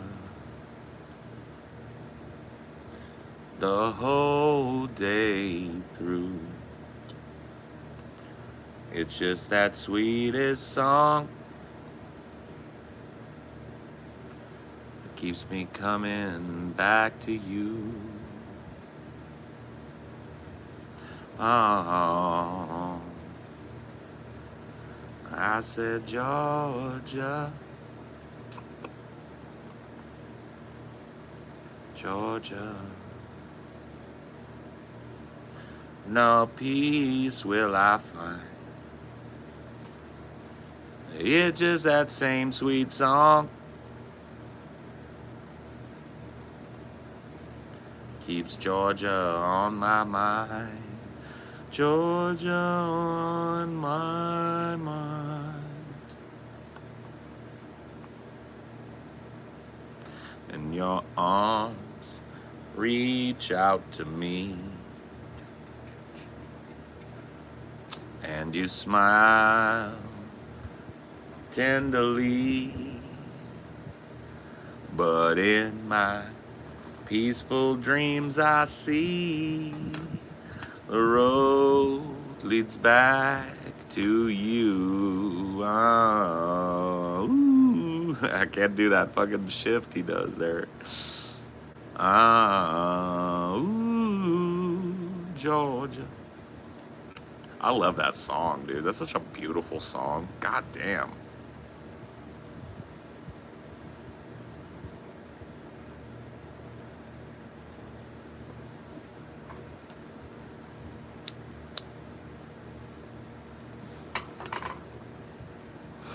You smoke pot? No, I never touch the stuff. Totally like against it, man. I'll tell you one thing. I think the potheads are a bunch of fucking losers, man. You know what I mean?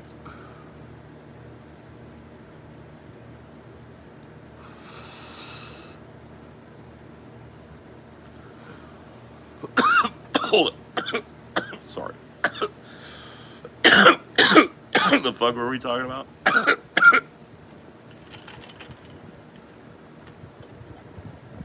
What's a doobie?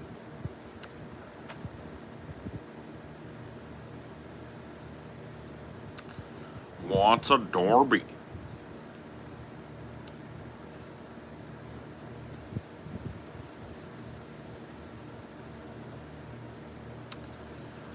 I've never heard of a doobie situation. What's a doobie? That may have been the most full of shit that Brett ever was, honestly. Not to go off, because now I've triggered it.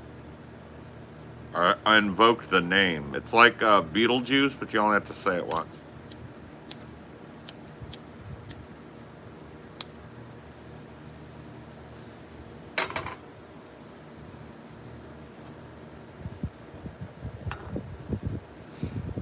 You ever have edibles or just stick to smoking?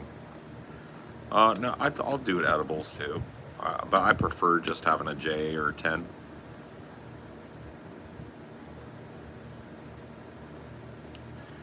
I'm from California, so I can have it however I want it, and I can have the best of it. This is like Weedtopia down here, boss.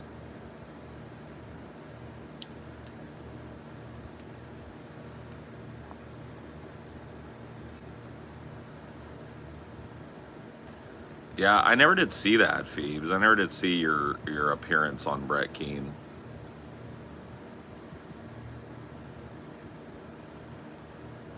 But yeah, no, Brett is a fucking pothead, and that's the funny thing about Brett. You know, he's a drunk, he's a pothead, but he claims to not do any of those things.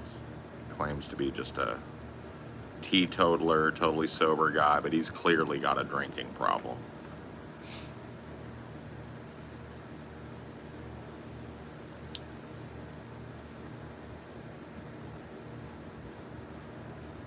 What do you think about the Third World War? I don't know, man. I really, that's like a fucking deep ass question right now, Odin. You really are the all father, aren't you? Asking the, like, let's cut through the shit and let's ask the question that everybody needs to know the answer to. I don't know, bro. I could sit here. I'll be honest with you, Odin. I don't know if you've ever watched me before. If you're just cruising by, it doesn't matter. I could sit here and spin off for 6 hours, bro. I'm not even fucking kidding you. About how fucked we are and what I think the war is gonna be like and all. Dude, people that have been around know I'm not bullshitting. But can I be real with you, bro? I just don't feel like doing it. Because, like, maybe you're a guy that likes doing it. Maybe that's your catharsis. But for me, it just drags it up. I think about it a lot. And so having to talk about it just makes me worse. Sometimes it is cathartic. So I get it, you know. But tonight, pick a different topic, man. We ain't gonna go there. I don't want to fucking talk about death, destruction, dismemberment. I really don't want to talk about fucking politics unless you want to talk labor shit. That's not politics to me. You know, I'm not trying to limit all topics. I'm just saying let's keep the heavy fucking sad shit to a min tonight, if you don't mind. I feel pretty good. I got to see my mom and stepdad today, and it was really nice. You know, and we had a nice time with them, and I'm feeling okay today, and it's technically my fucking day off. Respect that, at least you're informed. Yeah, I mean, I kind of know what we're facing, man.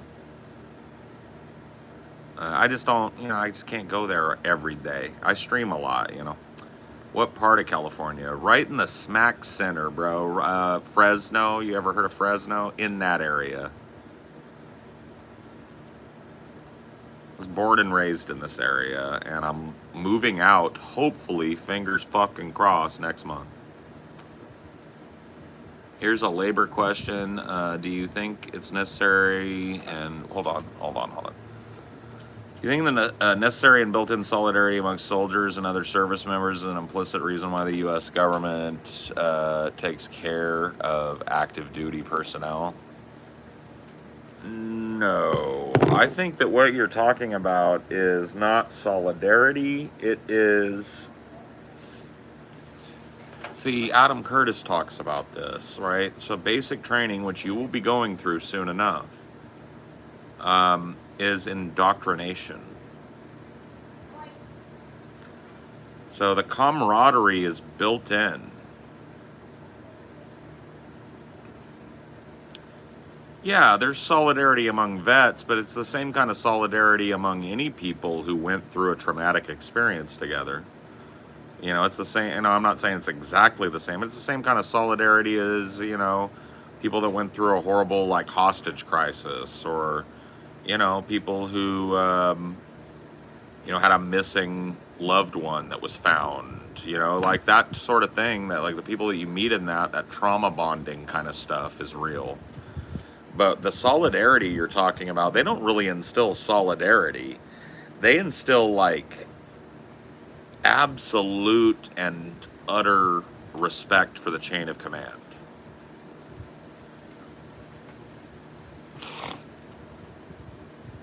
What kind of music do you like? Pretty much everything, man. I hate that answer out of people, but you know, I'm wearing a Pink Floyd shirt, so I like old rock and roll. I like my parents' music, you know, like the uh, 50s, 60s, 70s, 80s stuff. I was born in 1980, so the 80s is kind of not my parents' music. It's kind of my music. And then I was, you know, raised out, came of age in the 90s, so I like all of that. And I really got into hip hop and stuff in the late 80s, early hip hop stuff. And then the 90s, hip hop just exploded, right? So I would say that, like, my favorite genre of music is probably hip hop. And when I say favorite, I just mean the one I could probably talk about longest and I know the most about.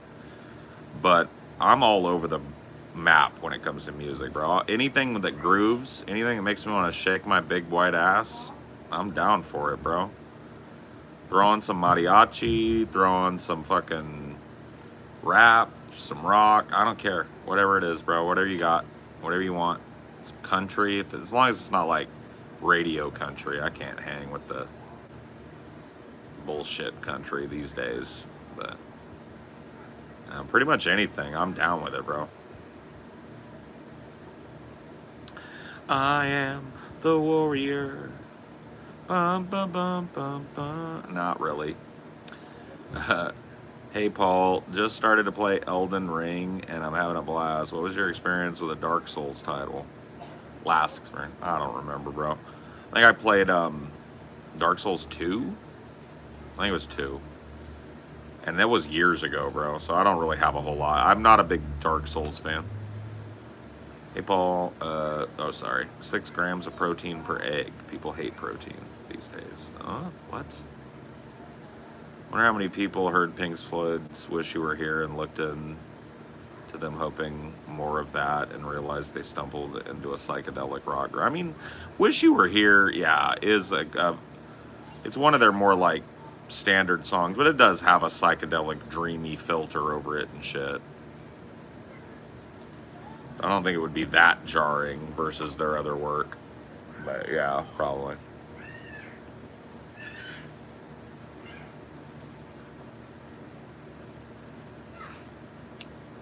Mm, mm, mm, mm, mm, mm, mm, mm. I was listening to Money on the way home. I just put on, like, a mix on Spotify on the car on the way back from Mom's. Money came on. I just love that groove.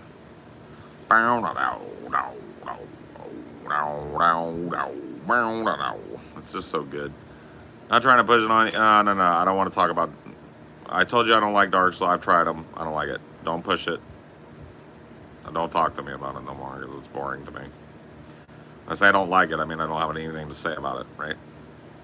Not looking to conversate about it anymore.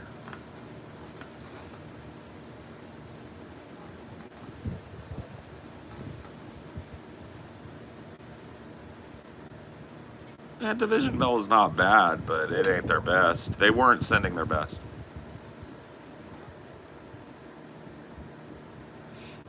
How often do couples generally fight, bro? I don't even know. I will tell you this. If you would have asked me that when I was like 29, I would have told you all the time, bro. It's a constant fight. But that's just because I had never been at that point with a person who wasn't a fucking ultra hothead that wanted to scream and yell all the time. And so that would have been my answer, honestly. Pretty much every day, you're going to have some sort of argument or verbal disagreement with your significant other. But I got to be honest with you, I just didn't know any fucking better, bro. Like, I was attracted to, like, hot-headed women. I'm not saying I'm not anymore. I am attracted to hot-headed women, and, like, talented women, and women with a little bit of edge. Like, I don't know, edge is the word. I don't want to use the word that I fucking think I should use. Slightly crazy, okay?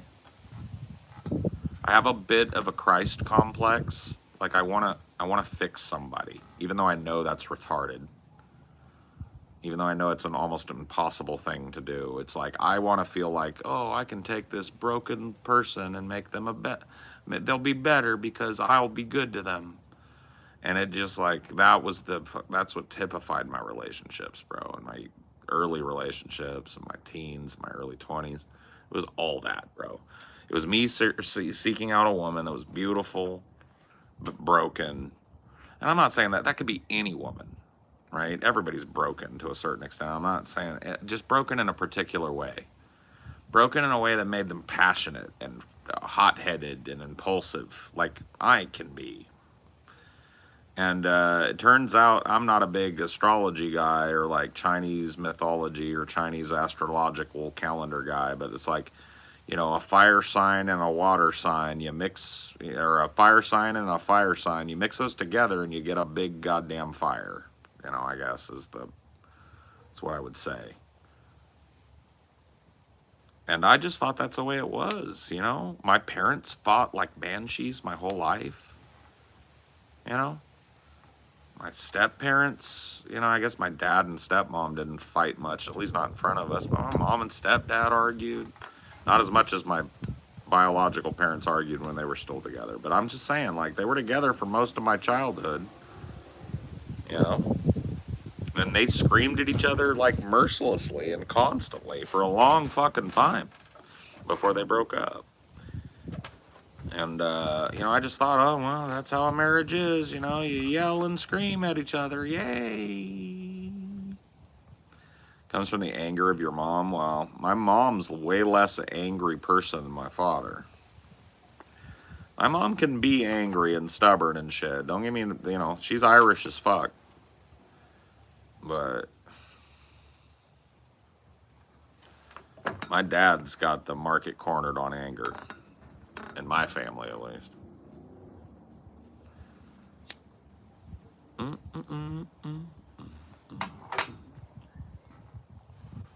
It's repeating the same point over and over. Give him one shot.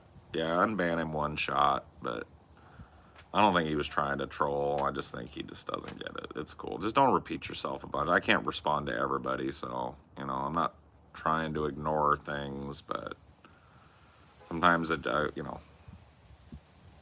no, it's all good. You know, I wouldn't have even said anything had you not said something about it. So. How's your mom doing? She's doing good, man. I love my mom so much. And I'm so glad after working so hard that she's finally starting to, and I don't mean finally just like now, but like in the last 5 years, she's settled into her retirement. She's learned to be a grandma to all of her little grandbabies, and she's learned to travel with her husband and enjoy the nature and the travel and the beach and the mountains and the streams that they love, you know, and keep their house up. She's doing great. She's doing great. I feel super happy when I see my mom and my stepdad now because I know that they're enjoying each other and they're enjoying their time together and their grandchildren. And like, what more could you ask for people, you know, that are old?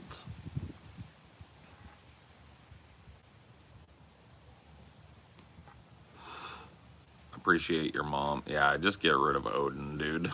He's gotta go. You're talking Jesse Lee Peterson shit, man. That ain't gonna fly.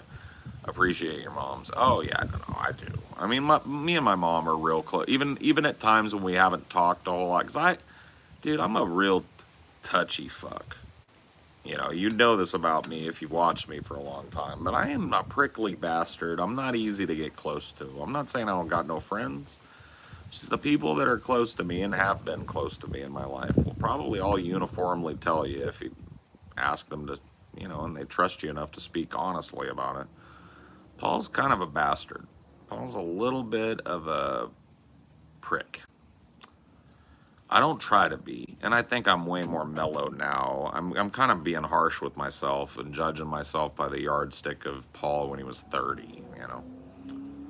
I'm a very different person at 44 than I was at 30.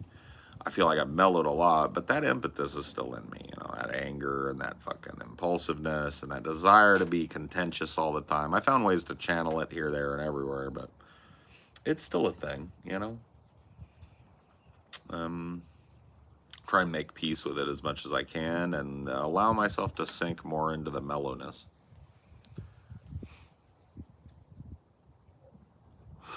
I know, Nugs, bro. I know. They're chuds. They're literally cannibalistic humanoid underground dwellers from the movie, bro. The weird sewer babies that got flushed down the toilet and became monsters. Some people kind of chill out when they get older. Yeah, well, I mean, I think most people probably do to an extent. I guess maybe not everybody, though. But I've definitely noticed that in me. Other people, I don't, well, maybe the people that watch me don't have the best purview on it, but I guarantee if you were to talk to people that know me in my personal life, they'd be like, oh, yeah, Paul was a wild man, you know? You guys would hear some stories about me that, you know, I don't tell because maybe I just don't even remember, you know?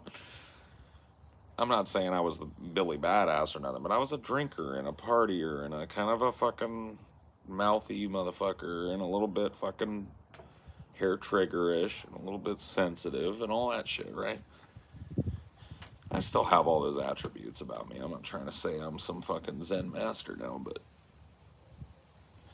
my mellowness level is way fucking higher at 44 than it was at 24. I'll tell you that goddamn fucking much. Piss and vinegar, young, dumb, full of cum, those don't really, you know, I hate that term, by the way, but whatever. Those like terms that they'll use for young dudes, they really didn't cover me. I was a level above that. But now I see now in my personal life, especially, dude, I'm mellow as fuck, bro. I get worked up about stuff, you know, especially when I'm doing a show. I allow myself to go there. It's one of the outlets for that I think is pretty healthy for me. I do care about stuff, and ranting and raving is sometimes cathartic. But in my personal life, bro, I'm just never doing that. You never catch me fucking ranting and being angry, and man, I just chill. And I have a very calm and very measured relationship with my wife when it comes to contention. If we disagree on something, like we've had arguments, but it's like it's very much the structure of it isn't escalation, escalation, escalation, explosion. It's, you know, maybe like minor escalation and then like, whoa, let's chill and let's talk, let's back off of this for a little while and come back to it when we're both not mad, and let's get to the root of it. And we always do. And it just works for us, you know? And that's just such a blessing. But then Amelia is very different from the other women that I've been with in my life, you know? And I'm not saying that, you know, she's wholly different, but it's like she has a different perspective on life and she has a different demeanor about her. And she has done more work on herself, psychologically speaking, than anybody I've ever been with. She's been through the process and stuff, and it shows in her, you know? And we work really well together because when I start going up, she knows how to bring me down. She breeds it in me, like the tension, the anxiety, the kind of like anger that'll build sometimes, and she'll pinpoint it and help me with it. And I do the same for her. She has different, you know, she's not angry, but she has different things that, you know, I won't go into her shit, but when she needs help, I'm there. And when I need help, she's there. and we're there for each other, and we have a nice little family here, and I'm so thankful for that. I really am. I really am. Because to me, if you would have asked me, like I said, when I was 30, what is a relationship? Like, what is a marriage? I would have told you, oh, it's a struggle, it's a battle, it's a fight. You'll hate each other a lot of the time, but then you love each other, so you struggle through it. Well, maybe it is for some people. I don't know. Maybe it is for me too, but I don't treat it that way. It doesn't feel that way. It doesn't feel like I'm in battle with my wife. It feels like we love and support each other, and we don't judge each other, and we help each other. For real, for real. Are you poor? No. No, I'm not. I have been, you know, but no. No, I make a decent living or whatever. Oh, you got banned for that. You got double swatted for that. Okay. It was an impertinent question, but I don't mind it.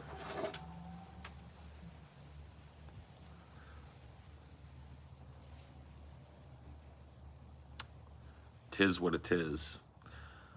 That is, after all, what our culture cares about first and foremost, right? How much guap you putting up? How many racks you got on you, homie? What you got on your wrist? What you got in your mouth? Got a whip you riding in, bro? Where you stay at? Like, that's status. That's all that anybody fucking cares about. Money, money, money, money, money, money, money, money. So, I get it.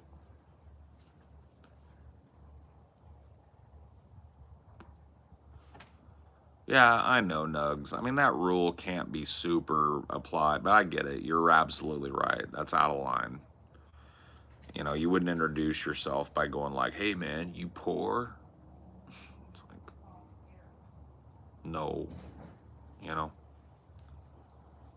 Yeah, it's a pretty skibbity question. Money's, look, dude, in the capitalist system, money is great to have. I'm not trying to be one of those dudes that's doing okay and going like, man, money just isn't everything. I'm not trying to come off like that. I get it. But it's just like, money is not what I live my life by. I probably pay less attention to my money than I should, but I think that's to my benefit. You know? I'm very, I want to say the word lucky, but that feels undermining. I'm very glad that I spent my life building up my skill set in a way that allowed me to work for myself, own my own business, and do okay for me and my wife. You know, I ain't rich. You know, I don't got, you know, a 3-car garage filled with foreigns or whatever. But I do okay, man. I don't really got to worry about money day to day as long as I watch my P's and Q's. I mean, I can't go spend and spree style, but as far as me just like staying where I'm at, keeping my house, keeping my car, keeping the lights on and the AC going cold and stuff, dude, I can afford to do it and still save money and make good money. So it's like, you know what I mean? That's the perspective that I have, that I'm coming from. But I've been dirt, nothing poor, man. Couch surf, work underemployed, double jobbed up. I've done it all, man. You know? Had 3 or 4 roommates in a tiny little 600 square foot 2-bedroom condo. Dude, I've lived it, dude. Mattress on the floor for most of my 20s, bro. I think I finally got a girlfriend in my mid-20s that forced me to get a bed frame and like some blankets and stuff that weren't just like a old ratty grandma blanket, like a pillow with no pillow sheet on it, you know what I mean? Pillowcase. Bro, I'm just not a materially driven person for the most part, right? I like things. I like watches. I like my car. I like my computer. I'm not saying I'm like, oh, no materialist shit, but I don't fucking obsess about it like some people do, bro. I'm not even trying to be a dick about it either because it comes off as like a sneak diss, but sometimes when I visit people, I go up in their house and I see all the money they got hanging on their walls and all the money they got hanging on their the TVs and the gadgets and the double cars and stuff, and I just go, damn, homie. Like, I never say it to them because it's disrespectful. It's their money. They spend it how they want, you know? I just don't get, I get zero joy from that excessive shit. You know what I mean?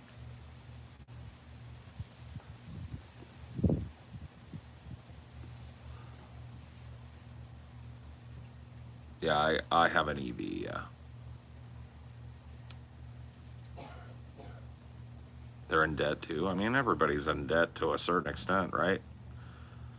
Like, I really don't like judging other people because you can spin that out real quick. That becomes a problem real quick in your life if you just like think you can know somebody because you saw them pass by or you live in the neighborhood with them or whatever. You, you don't know what people are up to and you don't know what's going on in a person's life and you can't make assumptions. I'm just making observations, man. It's like sometimes I'll visit like my family or a friend or whatever, and I'll go up in their house and I'm like, man, I'm just like racking in my head how much money's up on the wall. How much money is in the electronics? How much money is in all the gadgets and the 2 car notes that they're paying and the house note that they're paying and all that stuff just starts, and I'm not saying I live all frugal. But if you come through my house, bro, it doesn't look, I mean, and part of that is because I really don't consider this like a home. I work out of here and I live out of here and I don't like it here. Not here as far as like, it's not the people or it's just the place. Fresno's hot as hell and the air's dirty and there's nothing here I really care to do. So I'm out of here, hopefully, and like fingers crossed, I'll know Monday or Tuesday if I'm out of here like next month. Mid next month, I should be gone, hopefully, or on my way gone at the very least. And my family's here and stuff, so I'll be back through, but I ain't never coming back to live here. I haven't lived, I was born and raised in Madera, and then I've lived in Arizona, Texas, Louisiana, Washington State, Ohio briefly. I feel like I'm missing one in there somewhere. Arizona? Did I say Arizona? Maybe I didn't, but I lived in Arizona as well. Yeah, no, I bounced around quite a bit. I was a Rolling Stone for most of my, 30s. Especially my like after my mid 30s, I just went boing boing boing. I ping ponged, man. And I ended up landing back here during COVID because it just felt right to come back for a year and be near my family because stuff started to look spooky there for a while. Not just the virus, but just how people were reacting to it. Some of the shit people were talking and like, it just started to get weird. And my mom's old and I got a lot of little baby nieces and nephews. And I was like, I just kind of want to clan up with the family for a while. You know what I mean? I think it's time to be near the fam, but ultimately coming back here was a mistake because this place is like a tar pit, man. If you're from this area, you come back out, it's like a boomerang, right? It's a big joke when people say they're moving out of here that grew up and live here because it's just like, oh yeah, dude. They're like, man, I'm going to Kentucky or something. I ain't never coming back. And you're like, yeah, see you in 6 months, man. And then once you're here, it's hard to get your feet out of the tar and get back out again. It's like I didn't expect to be down here for 4 years or 5. It's almost 5 years, not in this house, but I've been in this area again. When I moved back down here, I didn't think I was going to be here half a decade, but here I am. Here I sit. Because it's not great, but it's comfortable. I can get anywhere in this town with my eyeballs closed. I can travel anywhere in this state, pretty much. My eyeballs, I know it. So it's simple. But that doesn't, it just ain't, it's not pleasing to me. I can't explain it, but it's not what I want, man. I'm going to the ocean, bro. I'm moving to the beach. And I'm just never coming back. I've dreamed about it my whole life. I'm like, man, one day I hope I can move to the beach. I'm just going, man. Like, What am I talking about?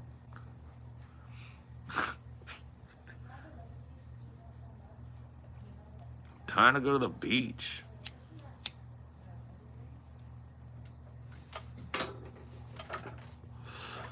This is wild sometimes, man. I don't know why I lit this cigarette. I do not want it. I pulled out a joint and then I lit a cigarette. The trials and tribulations of a smoker. It's a messed up part of American culture that it's strange not to abandon your family and roots and move somewhere else. No. It's actually a pretty common thing across cultural boundaries for families to stick close together, for people to stick close to where their roots are and stuff, yeah. You know, I love California. I'm not leaving California, but I'm not ever going to live down here in the valley ever again. I'll visit my family. It'll be a hop, skip, and a jump. No, maybe not a hop, skip, and a jump, but I'll be about 8 hours drive, 9 hours drive from my family, where I'm going. About the same from Amelia's family, 8 or 9 hour drive, maybe 10 or 11 for her family, but we're pretty equidistant. But as far as it goes, where my place is at, it's forever going to be gone from here. I'm done. Done my tour in the Central Valley. My lungs have suffered for it. My psyche has suffered for it. My sweat glands have produced probably gallons more sweat than the average person. Spent more time sneezing and rubbing my itchy eyes, and you know, I'm done, bro.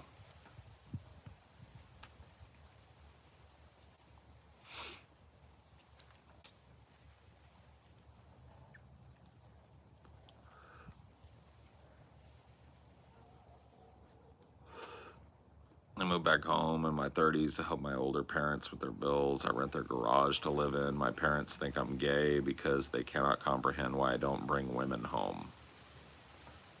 Aw. You're like helping out your parents and your social life is suffering for it, and they're just like, he must be gay. Bro, you know what though? That's noble. It's a good thing that you're doing, my friend. Most people, I won't say that, but a lot of people, I feel like, don't take care of their parents when their parents start to need it, and that's a sad thing. And I'm not saying like sometimes you have to cut ties with your parents, and it's up, you know, you don't want. I'm not saying that. I'm not saying everybody, but even if you and your parents have a strained relationship, when they get to that old age, I feel like you need to try to at least be a resource for them to talk to. Here, smoke that, please. It's just not going out. No, well, I lit it, and I was trying to light. I was thinking about lighting this, and I tried to put it out, and it won't go out. It only had one puff off of it, so you're good. Nah, fuck my parents. Well, that's fine. Like I'm saying, like some people, like I said, if you've cut anybody out of your life, you ain't got to do anything for them. Your life is your own. But I'm just saying, like for me, you know, I could sit here and list off all the bad things my parents did, or all the times they messed up this, that, or the other thing, or whatever. But I don't know, man. They also never failed to have a roof over my head, a meal in my belly, never failed to get me to school, have the money, come up with the money for the books and the things I needed for, you know what I mean? My parents took care of me, bro. They protected your butthole. Yeah, they did. They protected every part of me, but especially my butthole. And,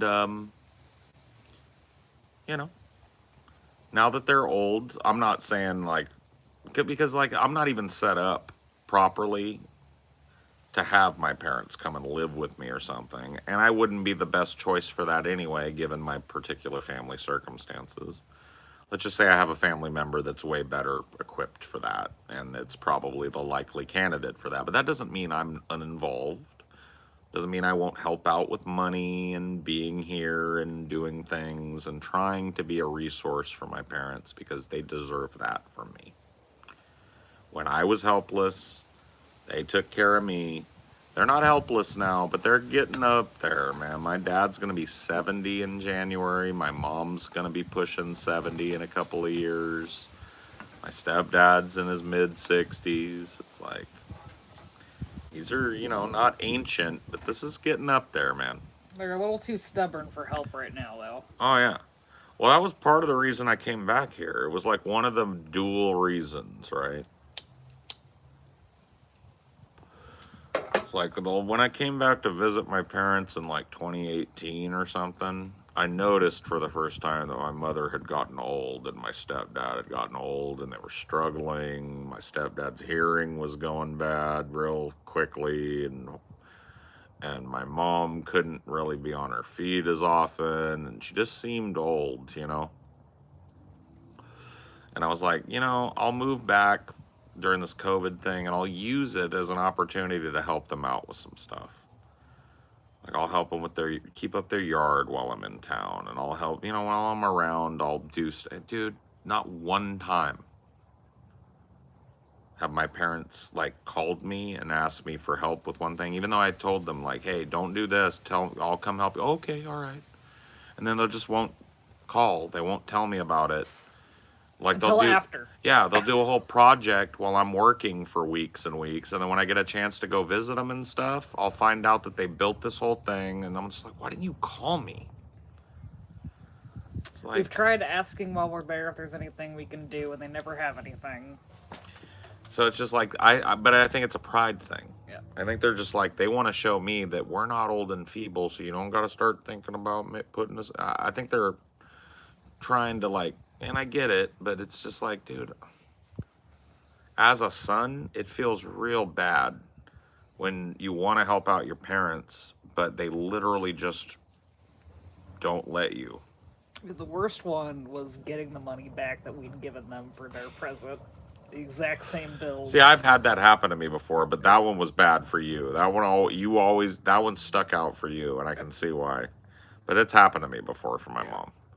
It's like I think it was for Father's Day. Yeah. I gave my stepdad a couple $100. And I said, look, dude, I just want you to consider this money from nowhere. And I want you to take her out and have a night out on the town. Go to a nice drive dinner. Somewhere. Yeah, go do use this to pay for the hotel for a weekend or something. Gas or whatever. Yeah. Right? And he was like, dude, are you serious? I was like, yeah. So I gave him the money, and it was crisp because we'd gotten it in Vegas, right? So it was crispy $100 bills, fresh out of the ATM. Yeah, blue face, modern hundreds, fresh from the bank, right out of the fucking Vegas ATM. And we gave him the $200 bills, and like, what was it, 6 months later or something for Christmas? Yeah. Got the exact same bills back. It was literally the same $200 bills for Christmas. And you'd done it in secret to try to like not have. I didn't tell my mom. I said, don't tell her. You don't gotta tell her where it came from. Just get her something nice. Don't let her take it back. Right?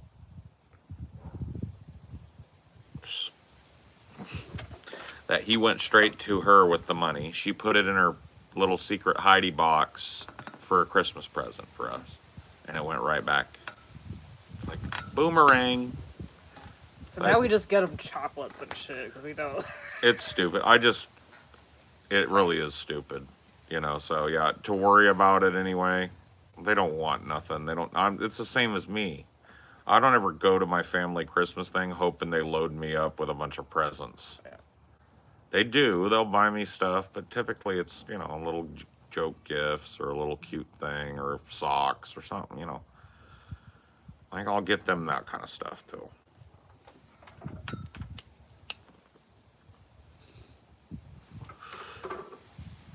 It's like try to fucking get them something nice. And my mom is the type that if I bought her something nice, she'd say, "Oh, thank you, baby. Keep it in the box, take it back to the store, get the money back, and then buy me something with that money and give me it," and I'd never know. Yeah. I imagine your sister just doesn't give her receipts, so she can't do that. Yeah, or just pull it out of the box. Yeah. Give it to her out of the box, wrapped up, so she can't take it back. Yeah. Probably so. Because I don't think she would have bought that vacuum for herself. Hell no. Never. But my sister's more adept at getting underneath my mom's weird thing. I've never been able to do it. She's more resistant to it from me than anybody. And I've tried to tell her this. I'm like, Mom, it's to the point where, like, it hurts my feelings. I'm your eldest, and you won't accept a gift from me or help. Well, it's not that, PJ. I'm sorry. I'll be better.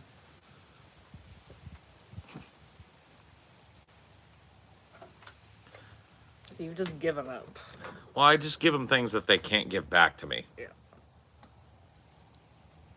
Here's chocolates for the stepdad because he goes head over heels for them. And then what did we get for Mom last year? Oh. Got him like a gift card or something for the Yeah. movies. It's like, here, take the kids to the movies. Take the grandbabies to the movies or go out on a date. That ain't going to boomerang back to me. They'll use it, and that's that.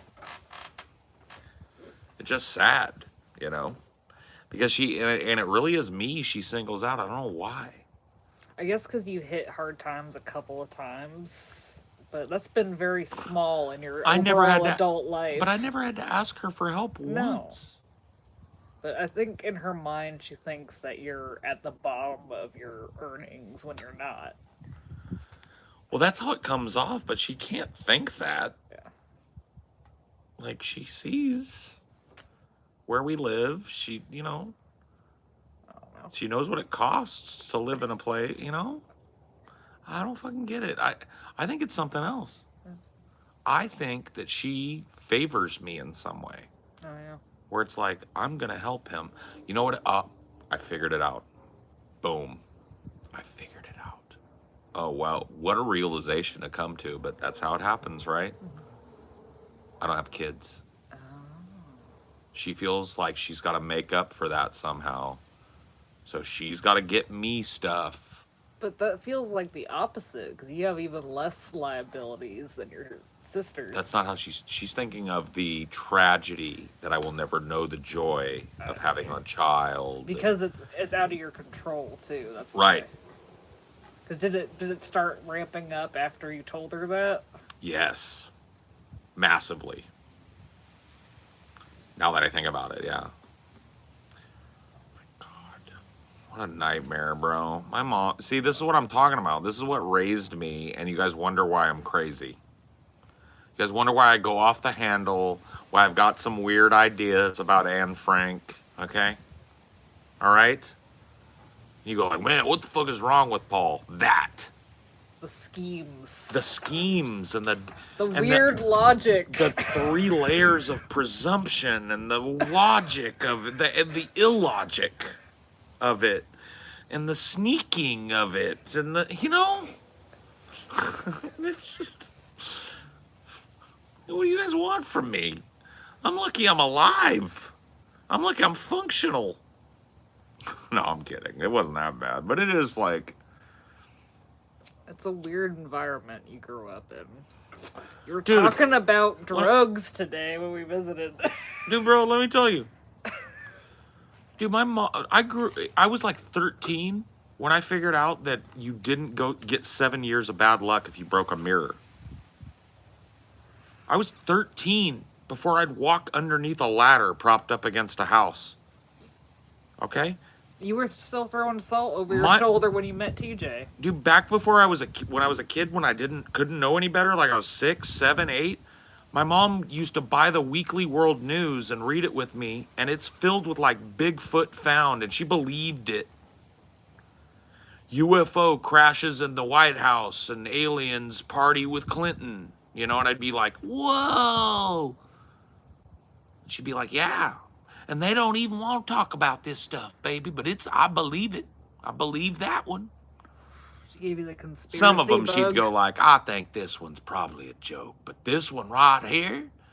So people go like, Paul, why you got such conspiracy? Why do you always question everything? Why don't you believe in any authority? Well, you know what I mean? Look at my parent. Look at my mother. Well, what did she just say about the moon? Oh, she's like, I don't know if they really made that moon landing back in the 60s. Because of what's going on with the astronauts Yeah. trapped on the ISS. It's She's not like, that they're incapable, it's just that they give a fuck about safety. Yeah, now. I know. That's it. They were just cowboys back then, and they're like, if you die, you die. we gotta explains a show lot. Russia. dude, do you think people like me, and when I say people like me, I think I'm a pretty minor conspiracy theorist in the grand scheme of things, okay? But I am pretty conspiracy minded, and I have a paranoid kind of personality.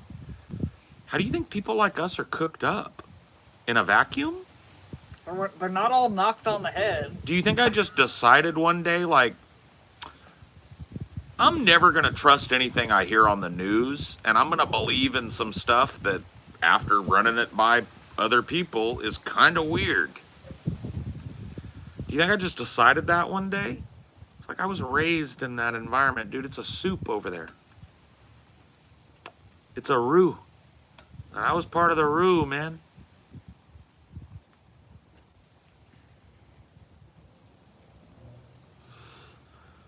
It does make you think of the people that actually go off the deep end and what they went through. Oh, yeah.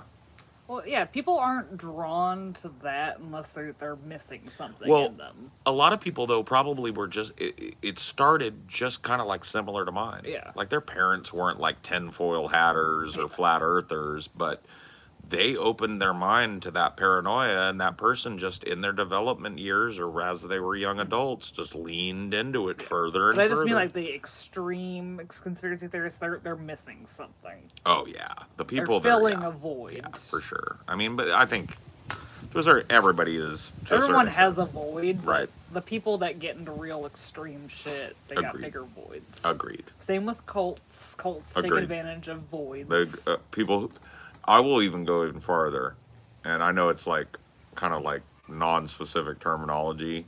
Cults in specific are for people whose hearts are missing something. Yeah. Their hearts are broken, or they were abused, or they were neglected. Yeah. Or, And there's different kinds of neglect. It's not just being left starving and dirty. There's emotional neglect. all kinds of it. Yeah, you're right. Because there's plenty of people that grew up what would look like from the outside picture perfect, but from the inside, Yep.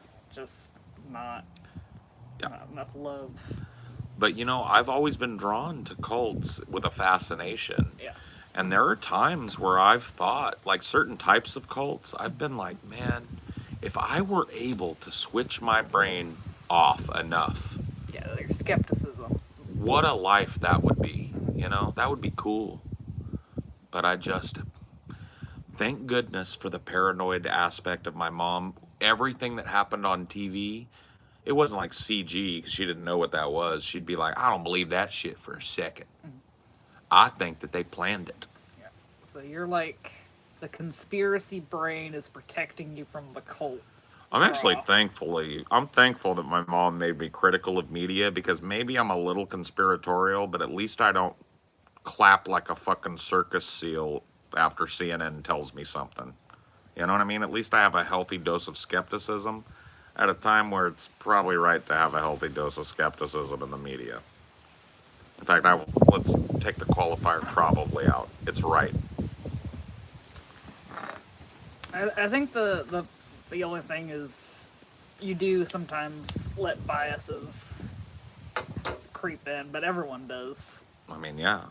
If I'm guilty of that, so are you, and so is everybody else. Yeah.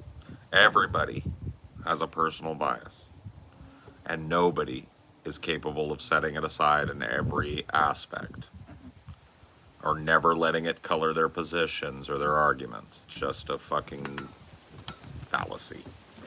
But you're right. I think I have a tendency to do it maybe more Towards things that don't jive with what you agree with. right. Right.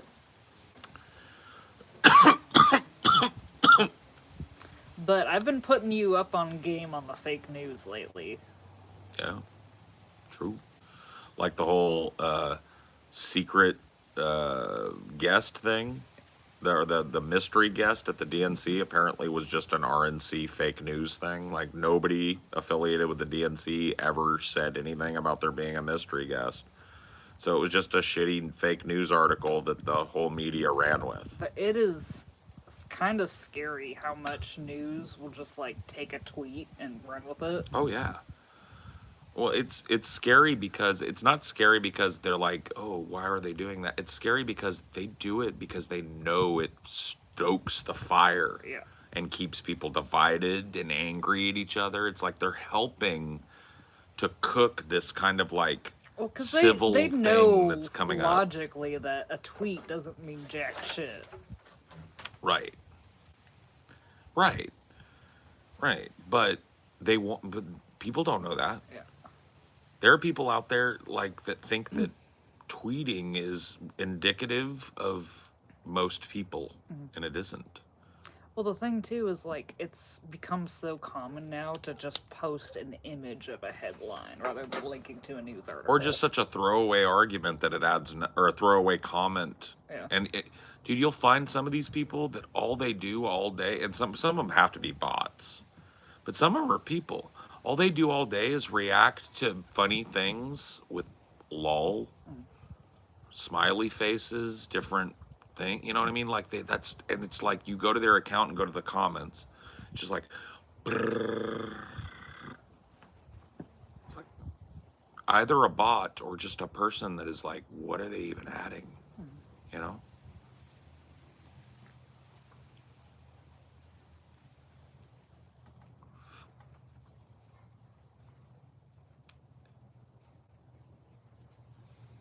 Like with the Trump shit, I could tell that there had to have been bot shit stoking the fires of the it was staged thing. There was just too many people that were 100%. too weirdly like one of them was like some chick in Ireland. Like, what the fuck does she care? It's like, Oh, dude. Well, part of it though is like the conspiracy nut mindset has exploded since the 90s. And I think a lot of it is the internet. These Yeah. people that otherwise had a hard time finding anybody that could jive with it can now find a whole 45,000 member Discord group yeah. that everybody thinks that aliens have infiltrated. You know what I mean? Anyone can post a video now. It's not like you have to find some weird DVD from some weird Yeah. guy about. Yeah. It's just become a tool for these people to find each other, and then when they do, and a lot of people whose minds are just incapable of skepticism, when they see, oh shit, there's a lot of people that believe this, it lends credence, and it sucks in soft-minded people.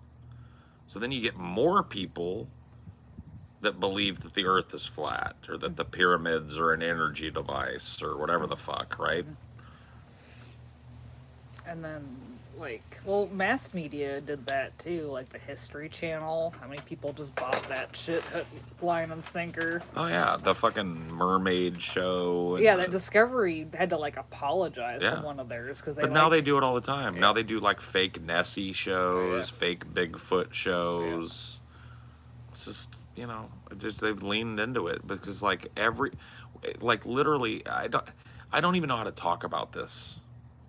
And so I don't a lot because I think it sounds so trite to say post-truth. Because I don't even know if I know what that means. Well, I think there's a lot of people, particularly in like my generation, that just get a kick out of getting people to believe their lies. Like they just intentionally spread misinformation. 'cause But they that's think like it's- mental illness behavior. yeah. That's manipulator behavior. Yeah. So is it indicative of like a mental illness crisis in your generation? Like I don't know. 'Cause- It's 'cause obviously not everyone, but A like, I can. psychologically healthy person doesn't get off on lying to people and getting them to believe weird lies and misinformation and then laughing at But it. I've seen plenty of people like just openly admit like I think misinformation is fun. I like spreading fake news. So you're like, okay, well, hold on now. You're talking about like for the lulls? That's what we used to say. For the lulls. Okay. See, that's trolling.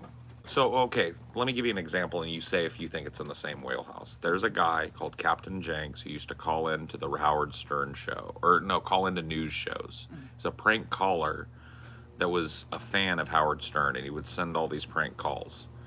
And he He knew how to get on these like national shows when a big tragedy happens.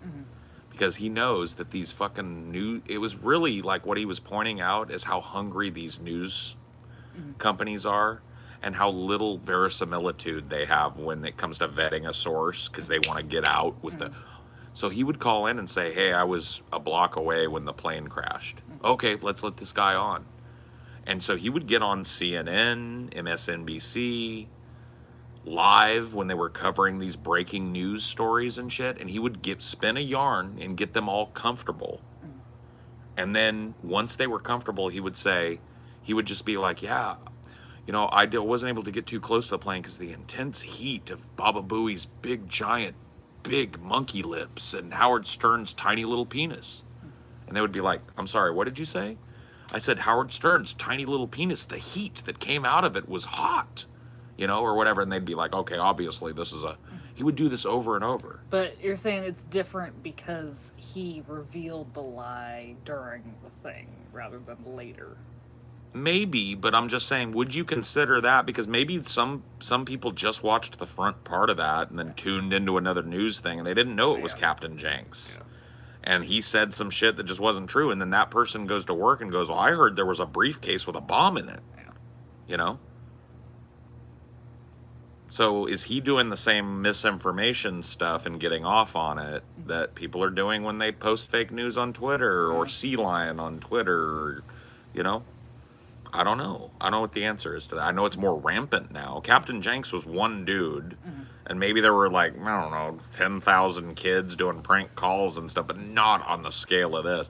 Yeah. Nothing where like the news media is going to pick it up and run with it wide. Yeah. And then oops. That shit is common now.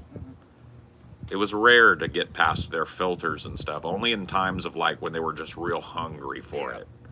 We want the scoop. So.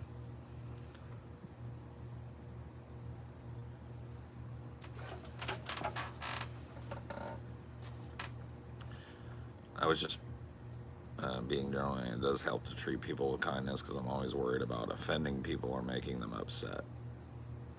Oh, Nuggy, don't be having side convos. Don't do it, Nugs. Don't drink the black blood of the Kali. You drink blood, wake up from nightmare. Okay? I know. I saw you atting. No, it's okay, Nugs. I don't care. You guys don't have to abide by it, but it is, better if you don't. But anyway, it's just one of those things. I don't know what the answer is. I don't know that like the prescription of like banning people but like it is weird to me that so many people from your generation get off on getting under other people's skin as a main kind of like pastime. But I did a lot of it in my 20s too. Yeah. I trolled the fuck out of people constantly. The question is, though, like, what's the difference between trolling and deliberate misinformation? Yeah. See, what I call trolling, most of it happened because social media wasn't huge in my 20s. Most of it happened on a forum, which, had a couple hundred people, but we all knew each other. But I would troll the fuck out of the dumber people on there or the Republican people. Just dance circles around them and call them out and pull out old information about them to oppone them with it with a joke. And it was common for them to do the same. That was the environment. And I did tons of that. And then like a lot of times our community would get together and go do a wider troll hit somewhere. We would invade another forum and pretend to be something else to get the mods to freak out. We were part of the Pools Closed movement that happened in Habbo Hotel. I don't know if you've ever heard of Habbo Hotel. Yeah, I've heard you tell the story. The pool's closed. Yeah, dance floor's closed. So we did that en masse with 150 or so of us, just kind of like going over there, making a bunch of alts and getting banned over and over and having a great time. So I definitely did it. But we weren't out to ruin a particular person's whole life or slander a particular person ever publicly or drop some kind of misinformation that we get covered. Something did get covered on the news that happened on our forum early on. I don't know if I've ever told you this. I don't think I've ever told them this. So, in the 90s and early 2000s, this would have happened in like 2000. There was a surge of, is violence in video games to blame for the uptick in violence against youth or among youth? Gang violence. Could it be video games? Could it be the games, right? And we had a notable incident happen where a guy named Justin Stephen, that was his real name, can't remember what he went by, what his handle was. But anyway, it doesn't matter. He got in a flame war, right? And got drunk and started schizo posting, as they would call it today, where he's like, I'm going to go kill myself. And back in the day, I got to be honest with you, people assumed he was trolling. And so we just were like, so one of us, all of us responded to him, and none of us were like, dude, get help. We were just like, whatever, pussy.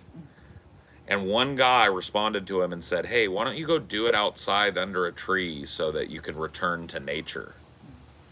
And that interaction got picked up because we were a forum that was pretty well known in the Ultima Online community, which was the first big MMO. And so it was under the microscope. Some reporter was looking at it, found our forum, dug through, and found this incident where and here's the thing, Justin Stephen went and took a bunch of pills and tried to kill himself. He survived only because somebody from our forum who knew him better and had DM contact with him interceded. That story played out in front of the eyes of a journalist that was watching our forum. And she wrote, like, I think it was in Gadget or Wired or something. I can't remember what write-up it was, but it went national. Not necessarily just that incident, but as an example of a culture that was becoming numb to violence and death and human misery. Right? It was crazy. Like, there were reporters. We had to lock down the forums to new members because it was just literally like people that had read about that coming in to troll or find information. It was just crazy for a while because it got covered in gaming journalism.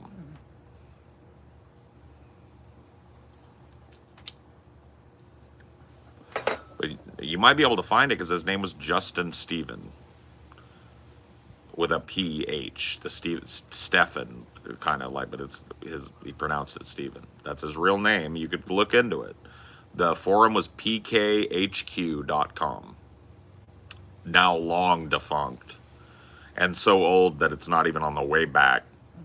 You can find some things like the topics, but you can't, if you click on a topic on the forum, it's not saved. Yeah. But yeah, you can see it on way back. And you can find me on there if I tell you who I am on there, but I'm not gonna. Because I don't want to be called to account for any of that bullshit. Not that you can see anything anyway. You'd just be seeing topics. You know, I know better than to put cancel bait out there, but yeah, you can look into it if you want.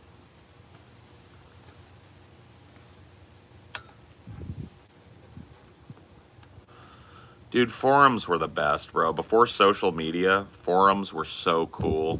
Because you would meet people, typically for me it was through gaming. And you would go search for a forum because they were really good. Like, it wasn't just us trolling each other. We would share info, share exploits, share strategies, use it as a way to partner up with other people to do nefarious things in the game.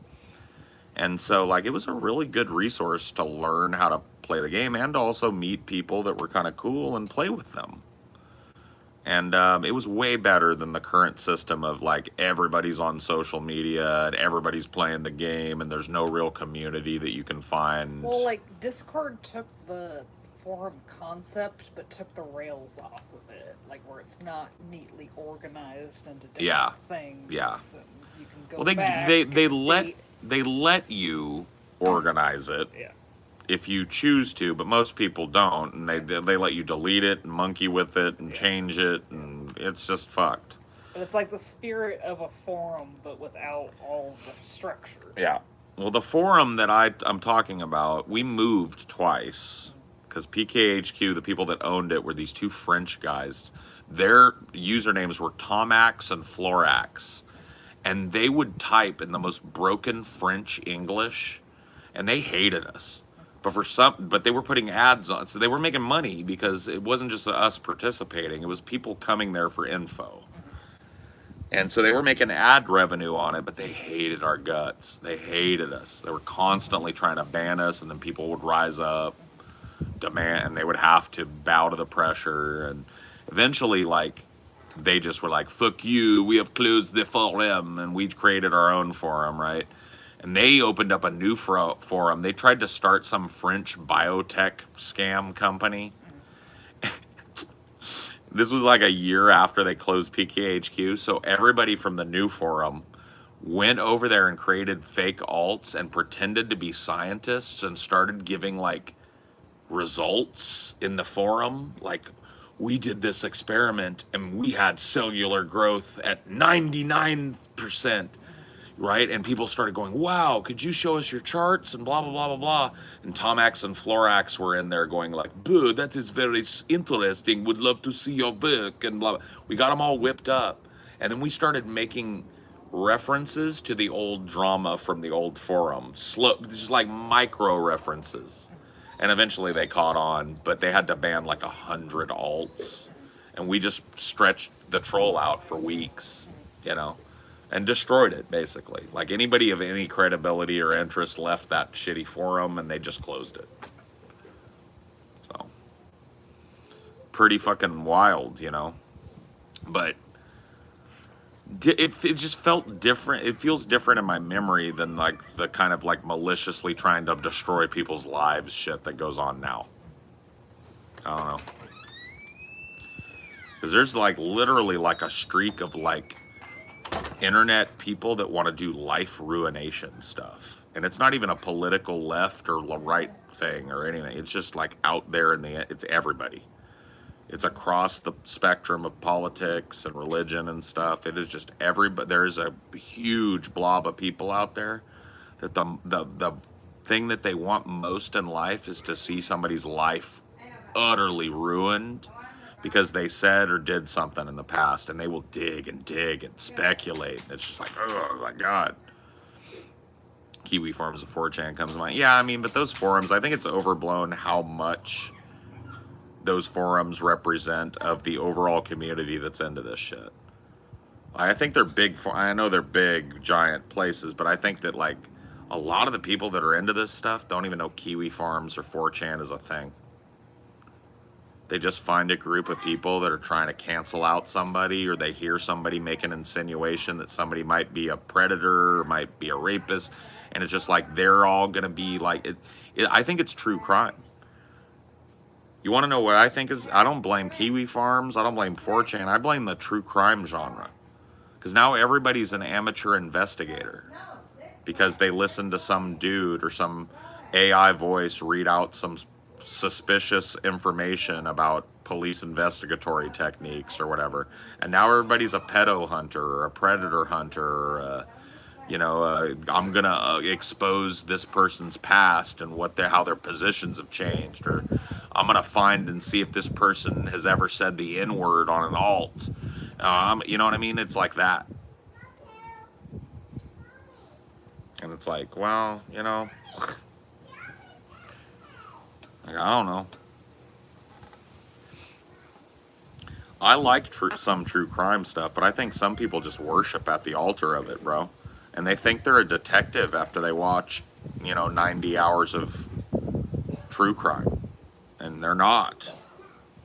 They think they know human psychological manipulation techniques and how to read if somebody's lying, and really all they know is just a bunch of pop psych gobbledygook. They literally have no training, no education in criminal justice, and they're going to act like they can read a person's mind because they watched a video on YouTube. No, it's not weird that you find it boring. I'm interested in it from the criminal side of it and from the justice side of it, right? I like the interrogation part. I don't like that interrogations happen. By the way, as a blanket statement, if you're in the United States, don't ever talk to a cop unless you got a lawyer.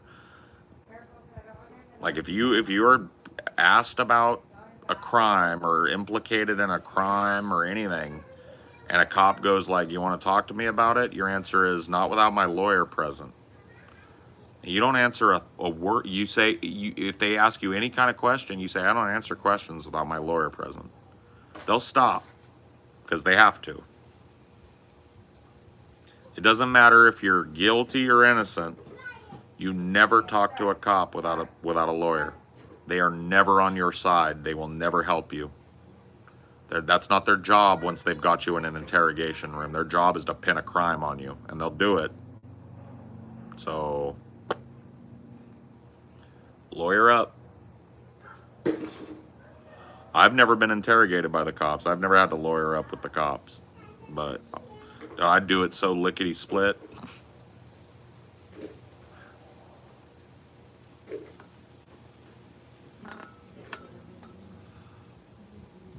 Yeah, I've never had any kind of, I got no criminal record or anything. I don't got any run-ins with the cops. I'm a law-abiding citizen, but I know my rights, bro. Yeah, it's just like, you'll watch some of these true crime things and you'll see, you'll notice that the suspect is bobbing their leg. This is a sign of agitation and can indicate deception. And it's just like, or maybe they're just nervous. Like, can you imagine if TJ was being interrogated? Look at how the suspect constantly opens and closes his legs like an accordion. Look at how the suspect stares into oblivion with his eyes wide open. This is a clear sign of deception. And TJ's just like getting pinned for some crime he didn't commit. He's like, "I wasn't there."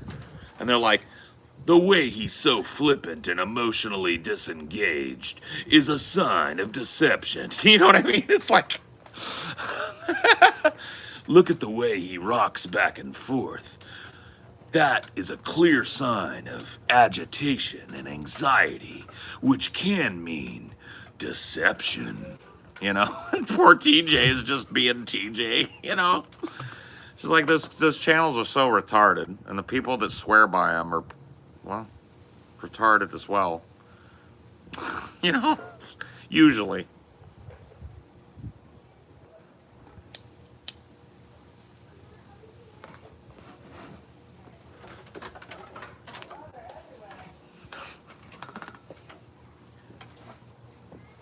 Scotty Kirk seems agitated. The way he starts every sentence with the phrase "CJ" is indicative of deception.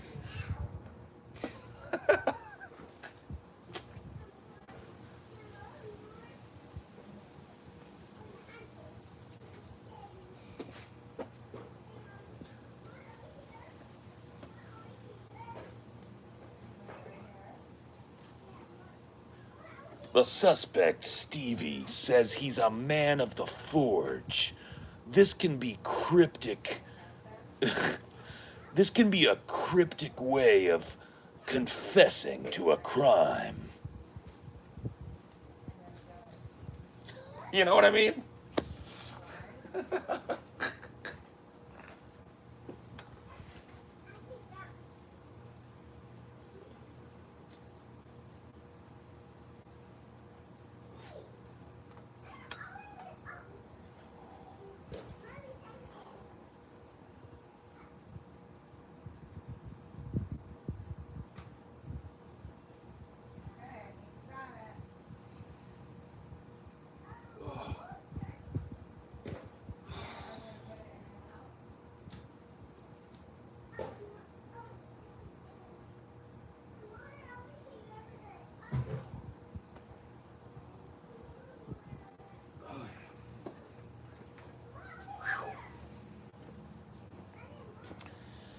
Man, that's good.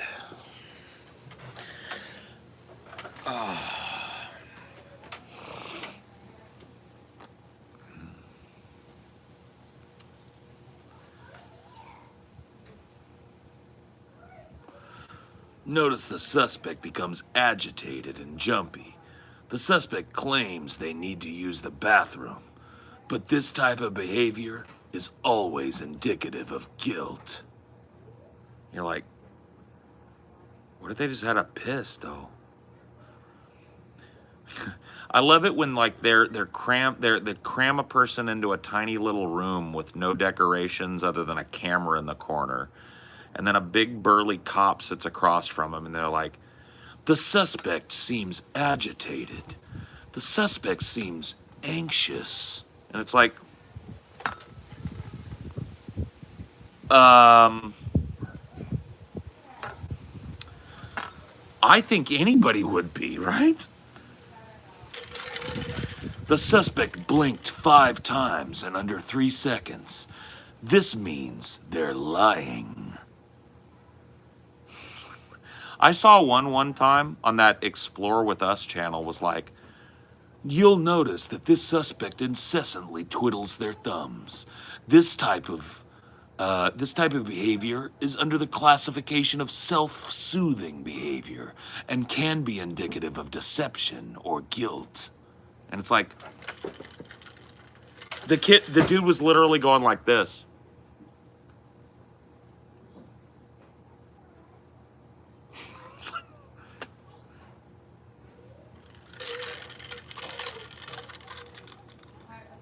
Mm-hmm.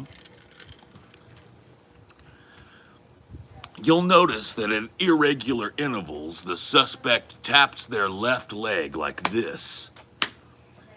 This is a self-soothing behavior that can be indicative of deception. Or maybe they're just fucking like tapping on their leg while they talk, bro. Yeah, you fidgeters ever do a crime and get gaffled up and interrogated, you're all doomed, man. Everything about you is a tell. You know? Dude, they'll do the other thing, Nuggy. They'll be like, the suspect sits motionless and unresponsive. This is a sign of his guilt. You know, you're like, okay, so if they move, they're guilty. If they don't move, they're guilty. If they talk, they're guilty. If they don't talk, it's just like, whatever, bro.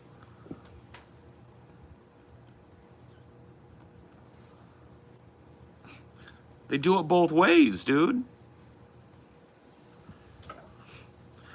So, like, I like those channels, because usually, like, if you get through that garbage, they will just cover what the police did and let you listen to the interrogation, and then what the police did next and how they found the evidence. Like, that all that stuff is part of the public record. They get it from police records, which are public records. So, like, all that stuff is real, but it's just like when they pause the interrogations and want to tell you that, like, this blurry ass picture of this dude that's like bobbing his legs or something means he's guilty is just retarded. But people like that stuff. You know, people like to think, because you know why they like it? Because they like to apply it to their coworkers and their families and their spouses and their children and shit, and think that they're some kind of walking lie detector now. Oh, you're shaking your leg. You're lying.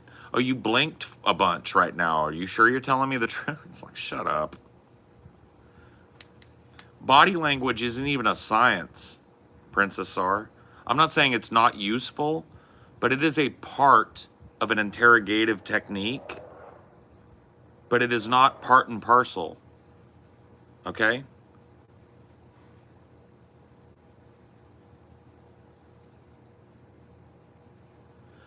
Notice how the suspect sneezes and a booger comes flopping out onto their upper lip.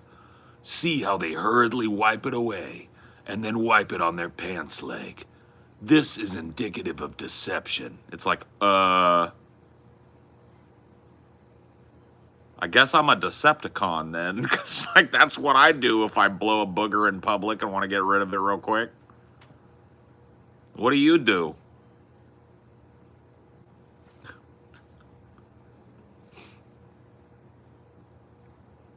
Cunning Druger, yeah, for sure.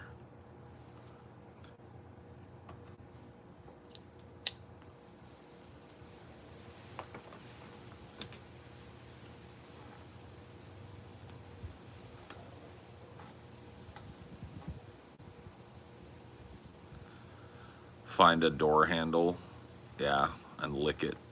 Lick a doorknob. Lick a public doorknob and shut up.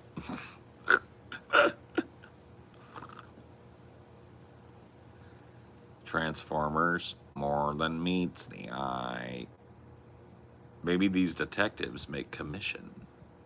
Yeah. And everybody loves to, like, follow along and act like they were part of the investigation and they knew it all along. I knew those kids did it. Of course you did. The video started with, on August 14th, 3 teenagers did something unspeakable. Of course you knew they did it, dummy, but you know they feel that way at the end. You know they do.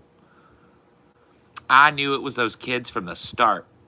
Oh, really? How'd you know that?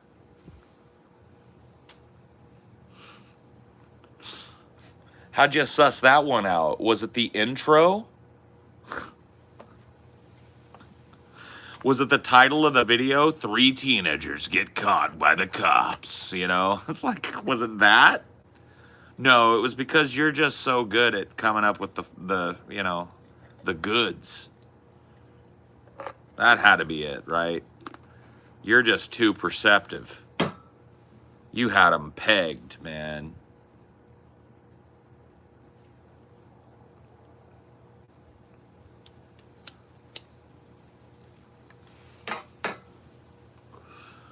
Maybe I'm wrong about this, but I feel like Jim Can't Swim kept that shit to a min. I think they did it, but I believe that Jim Can't Swim would give the, like, disclaimer, like, body language is an inexact science, but it is used as a broader tool to, you know, suss out a suspect or whatever the fuck, right? Like, I felt like they kept that shit to an absolute minimum. But some of these new channels, like that, I like the channel too, because I watch their stuff sometimes, but like Explore With Us, that's a big one right now. Bro, that channel, I just roll my eyes every time they start doing their debate or their interrogation body language analysis. It's just like, come on, dude.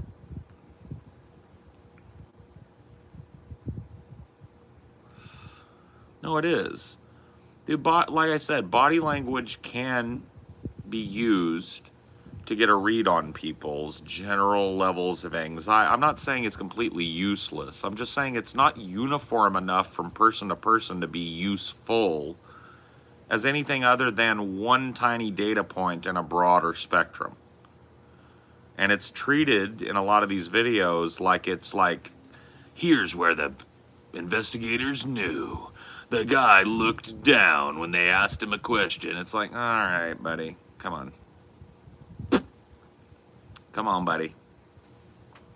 That's not what it works. Yeah, I was talking about Kazoom the other day, Johnny. He was the voice of Jim Can't Swim as Kazoom Fowler, yeah, from old school YouTuber that I went back and forth with a couple of times, and I used to go and stick am with him a lot. He actually popped into a Heidiology chat one night on his Kazoom, his old Kazoom one on the Paul's Ego channel, because he probably still subbed to me from back in the day. And he just popped in and said hi, and I told him, hey man, I'm a big fan of Jim Can't Swim stuff. He didn't seem to want to talk about it much, and he didn't hang around long, but it was cool. Yeah, it was neat. It was neat, yeah.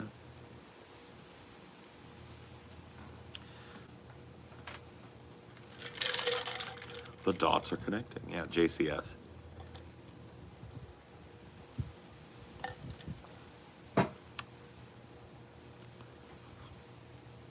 The suspect was wide-eyed as police pointed a gun in his face.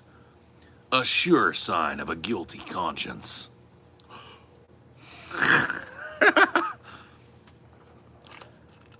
A lot can be told by how someone responds under pressure. This suspect responds predictably.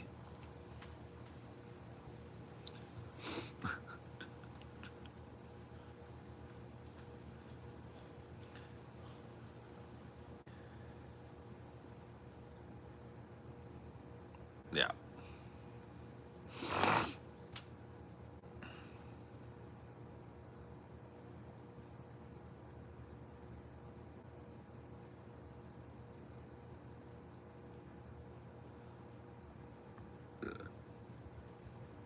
Chair told me you were guilty, Paul. Is this all cope? I told you never listen to the lies of the Chair. You were warned, man. If you're in there, if you're out, look, when I get up to pee or fill up my water, right? And you decide to forego my warning and listen to this Chair and its disgusting, filthy lies, then it's on you, bud. Yeah, dude, I wear my crown of shit upon my liar's chair. Okay? Full of broken thoughts that I cannot repair. All right? I just wrote that.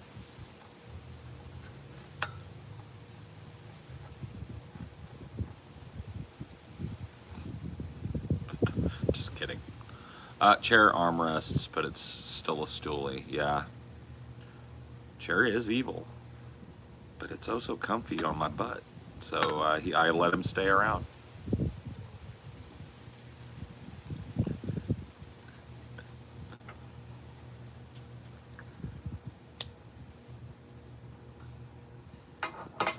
Oh, I totally wrote that just now, man. I should make a song out of that.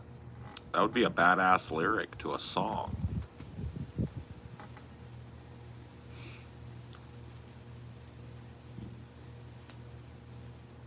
Chair got your back covering your ass. You know what I do need to get though? A pad for chair, because chair is hard. Chair is all wood.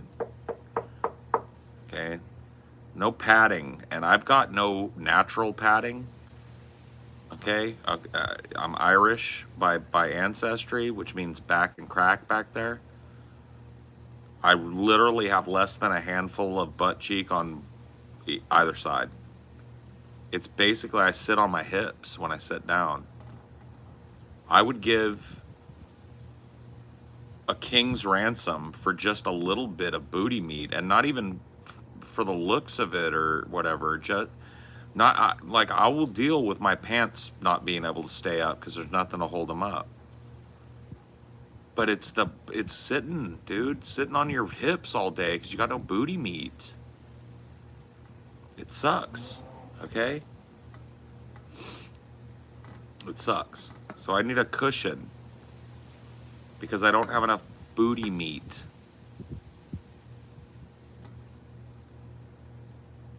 It's a rough life, man. It's a rough state of affairs, I must say.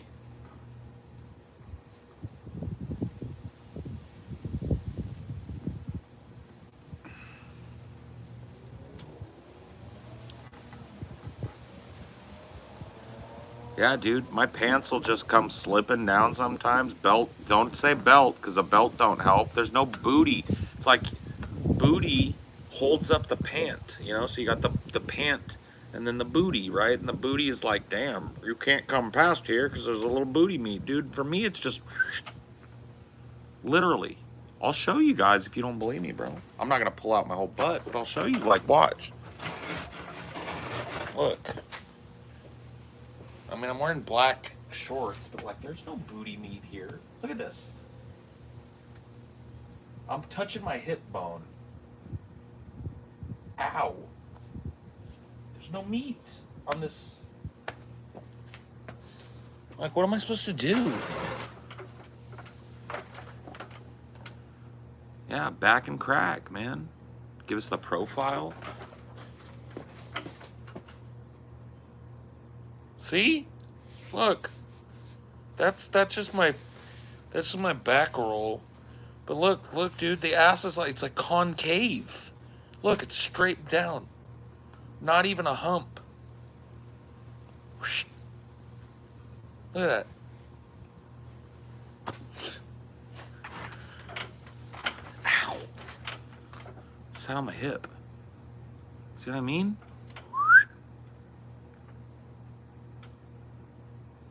There's no ass, bro. Yeah, I'm like Gru, bro. I'm built like Gru. Oh my god.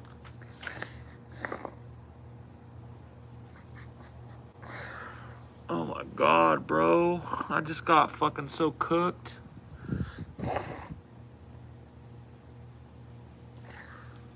Oh my god, man.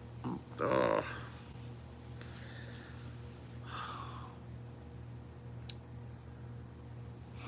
true? Oh, man.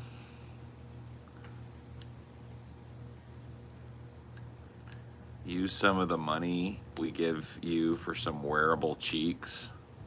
I just need one of those like pillows that are for outdoors, you know, that you put on like a lawn chair to make it more comfy. That's all I need.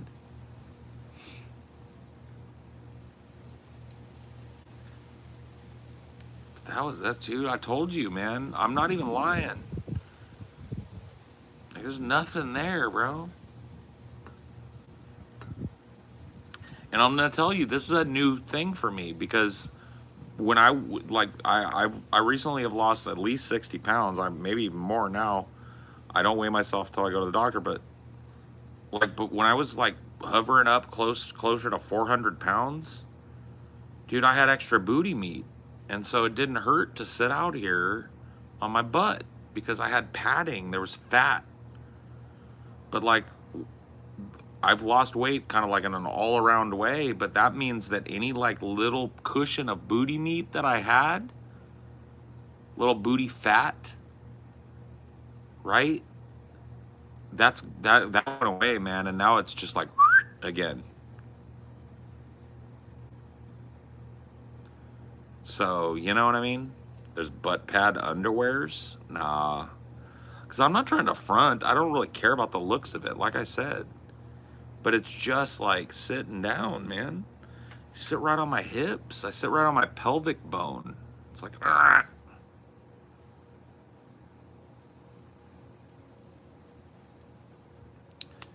Oh, you always lose the best kind of fat first. That's the way it works.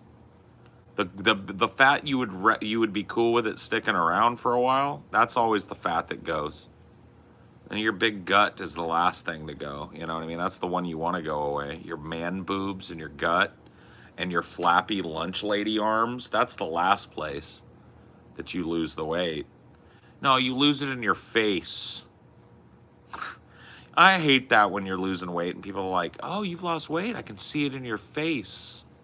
I'm like, what did I have? 9,000 pounds of jiggly cellulite fat on my face?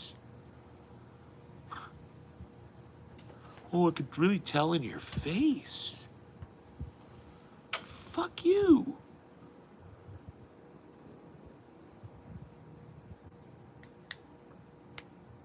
How about my body? That's where I've lost it. That's where I've lost all the pounds off of my ass. How about you compliment my back and crack? My lack of booty meat. How about you compliment the fact that my lunch lady arms are slightly less pronounced? You know? Man, that is the worst thing. I will tell you, that is my biggest, like, personal critique of my own body because, dude, there's some fat guys and they've got, like, normal, but, dude, I've got straight out, would you like gravy on your meatloaf lunch lady arms, bro? Dude, look. You see it? Hey, honey. Sorry, just stirring the creamed corn.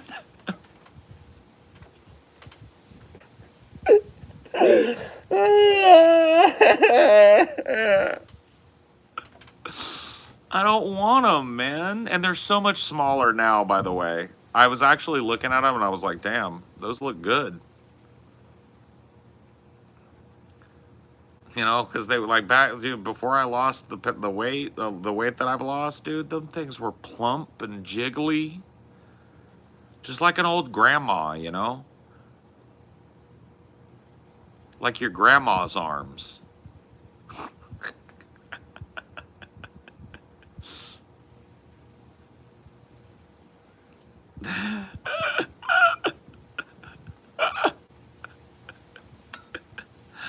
Hold on, honey. Hold on, I'm gonna get the jiggle going. I'm stirring the chili, baby. It's chili day.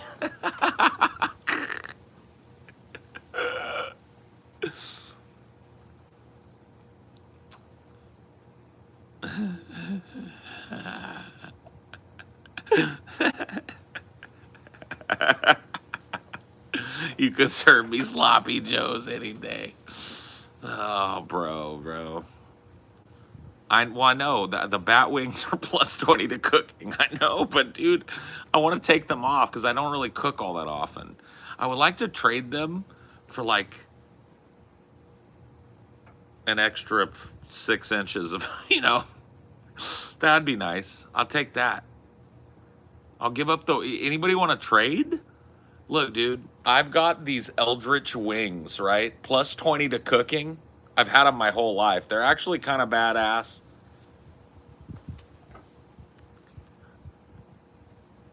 Would you be willing to give me an inch or two? Because I'd trade them for an inch or two. You know what I mean? And look, dude, it would be a gear upgrade for me and probably a gear upgrade for you because if you can't cook, dude, ladies and men alike, dude, the key to a person's heart is through their stomach, okay? Cooking skill, all right? Think about it. Because I'm willing to do a gear swap, dude. These can be used as weapons, too. They've actually got decent blunt damage. If you catch somebody with it right in the face, like you wheel it back and get it flopping. I'm sorry. I lost it in the middle of my...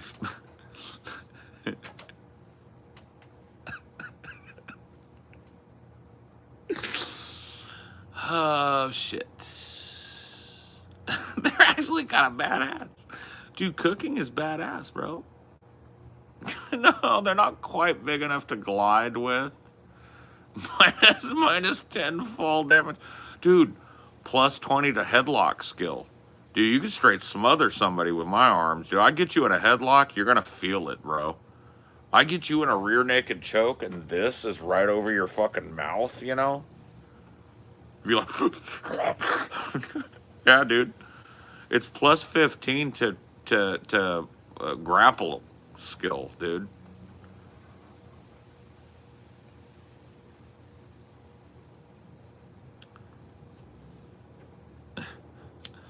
You'll trade me your perfectly sculpted cannons for my lunch lady arms? Bro, thank you. I'll take that trade. It might look a little weird until I lose the rest of the weight, but I already look weird. I got lunch lady arms. 20% gun recoiled, yeah. Shock absorption, dude. 10% resistance to electrical damage due to the insulation.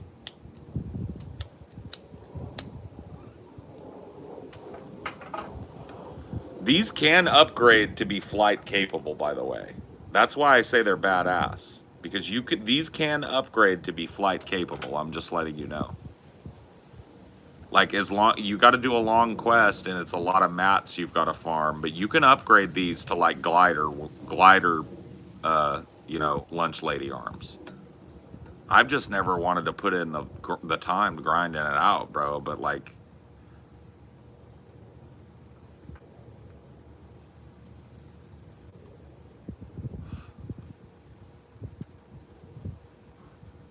now here's something we hope you'll really like.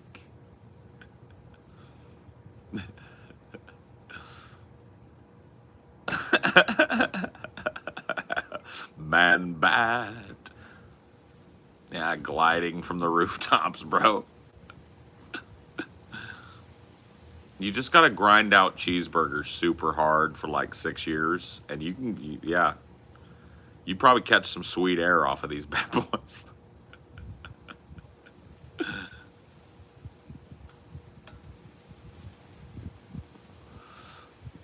Your arms look like dewdrops suspended in animation, bro.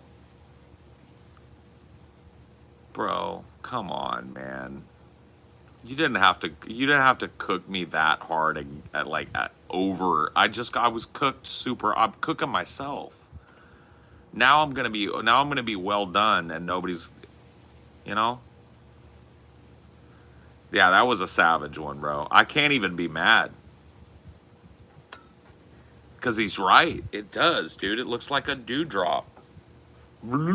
Like it's about to go like...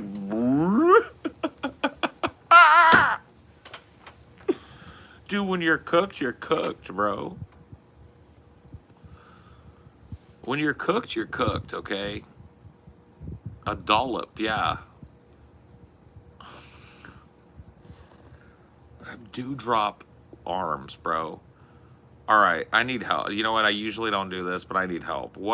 If I do like reverse curls or whatever and work on them triceps or whatever the back ones are, will my flappies get less, dude? Because I can't have a dewdrop, bro. Can I just get a couple like 10-pound dumbbells and just do some like, you know what I mean? Some tricep work. Because I can't, man. It looks like it has the Doppler effect, bro. It's a dewdrop under my arm of fat. And look, dude, if that was your grandma, cool. But I'm not a grandma, dude. Not yet, at least. Dude, I know nobody knows what they'll be next year, but you know, use kettlebells, not dumbbells. Okay, I don't know what the difference is. But dude, my arms are. It's a dewdrop under there, bro. Man, I'm so cooked. I hate them though. Literally, I have no shame about any other part of my body. So that is my Achilles heel. I've just given it to you. Okay, my dewdrops. I don't care about my big floppy gut. My you know, whatever else. I don't know what else people hate about fatness. My man boobs, the back fat, the lack of ass. Okay? I don't really trip on any of that. But the dewdrops, rent free. I want them gone, man. Dude, what if I went to a doctor and I was like, take this dewdrop and put it in my ass? Bro, 2 birds, 1 stone. Dewdrops keep falling on my head. That doesn't mean my eyes will soon be turning red. Crying's not for me. Dude, Nuggy, help me out. I want to get the dewdrops put in my butt. I want them to move my dewdrops to my butt and just take out all the extra skin too. Dude, I'll pay 5 grand. I'll pay 2 grand.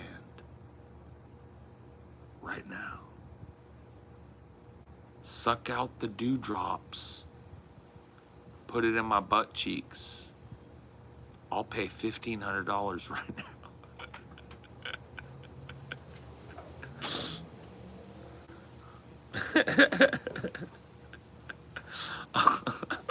Dude, I'll invite you for a free turkey dinner sometime in the next 10 years. Right now.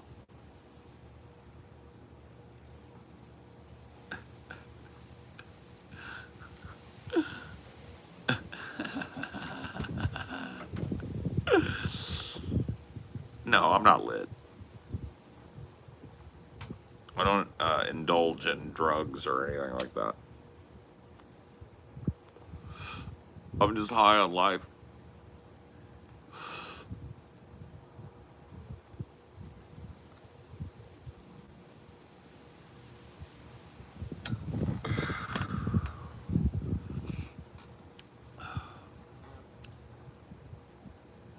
Dude, I'm fucked up on life. Dude, I'm hella lifed right now, bro.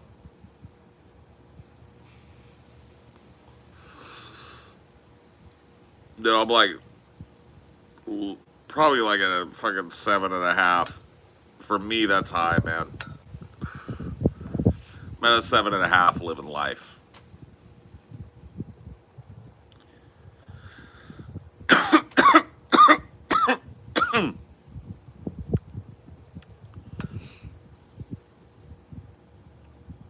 And I have a prescription for when that gets like, you know, because a lot of people, see me, I'm an old school stoner. I don't get like overly, like I don't get uncomfortable when I'm overly high.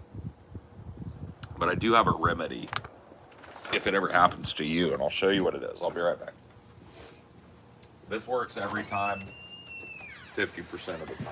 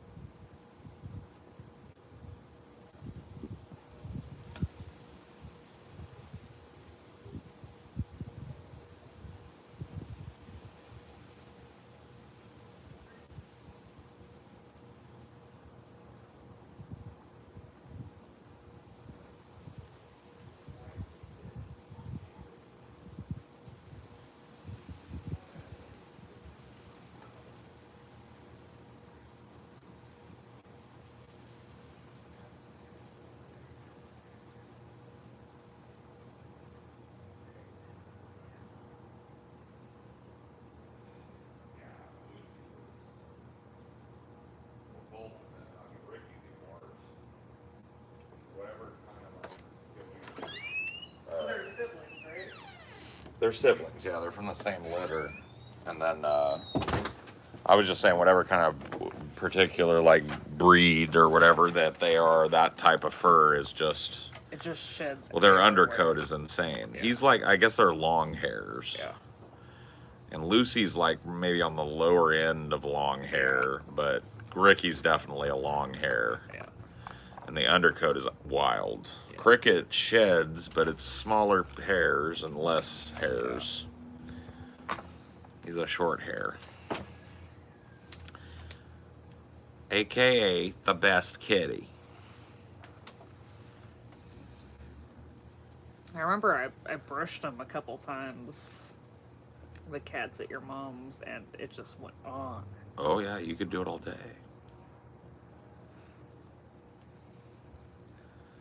Do you relate more to cats or dogs? You know, probably would have said dogs for most of my life, but Cricket done changed my whole perspective on things. Now I'm just a pan-animalist, dude. I connect with every animal I take a look at, pretty much, on some level. So, but yeah, I just like animals, man. I prefer them to the company of most people. I would rather replace most people with an animal. What would you say you can approach easier, though? Like, are you more of a cat whisperer or a dog whisperer? Strangely enough, I was never a huge cat person, but I grew up with cats. I was always, the cats would come to me a lot. Yeah. You were better at dealing with a stranger cat Yeah, than a stranger dog. yeah. And in fact, I enjoy it more because cats typically, if they get into it, they'll just lay there for a long time and not really mess with you, and you can just kind of pet them. And like, I don't know, dude. I don't think I'm particularly gifted in one way or the other, really. I think I'm all right with cats and all right with dogs. I'm certainly not like some people I've seen. Like Steven is, Yeah. my stepdad is like fucking. Well, you had Any been like animal. working with Cricket for months, and then Yeah. he just came over and just immediately was Cricket just let him do whatever to him. Yep, it's crazy. And my dad, I think, just because he smelled similar to me, Cricket was all interested in him. Yeah, you got me. Cricket wasn't very friendly with my grandma, though. I don't know why. I know a little bit about the psychology behind it, why it happened, why I have a harder time with animals. I have a bassy voice. I'm big. I'm more like, I'm not saying I'm a big, but I'm more intimidating to an animal than somebody who has a softer voice, who isn't as thick Yeah. and tall. You know, all of that matters to an animal, and when they're sizing you up. You know, because they don't know you from Adam. So that's usually what it is. You know, once an animal figures me out, You're not a big predator. yeah, or I'm not a big meanie, and I'm just a big softy, then animals love me. but it can take a while for some of them. Some animals are more skittish than others. Some animals have histories with people that might be similar to you that aren't great. You know, you can't really account for animals based on a broad look at them. They're individuals. Every animal's got a history. They might have some similarities across the species, but every dog I've ever gotten to know is completely distinct in my mind from every other dog.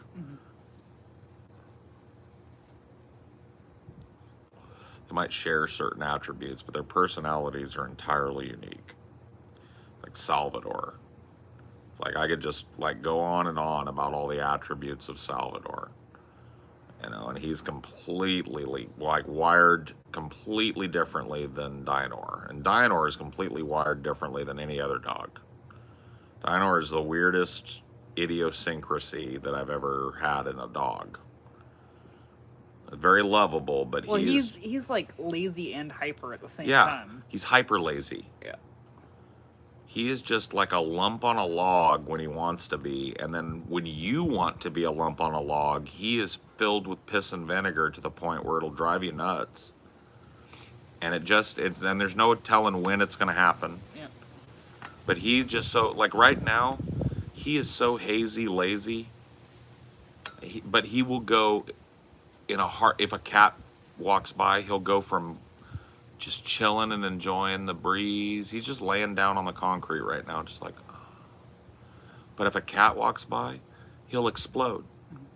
And then for the next 2 hours, he'll be like,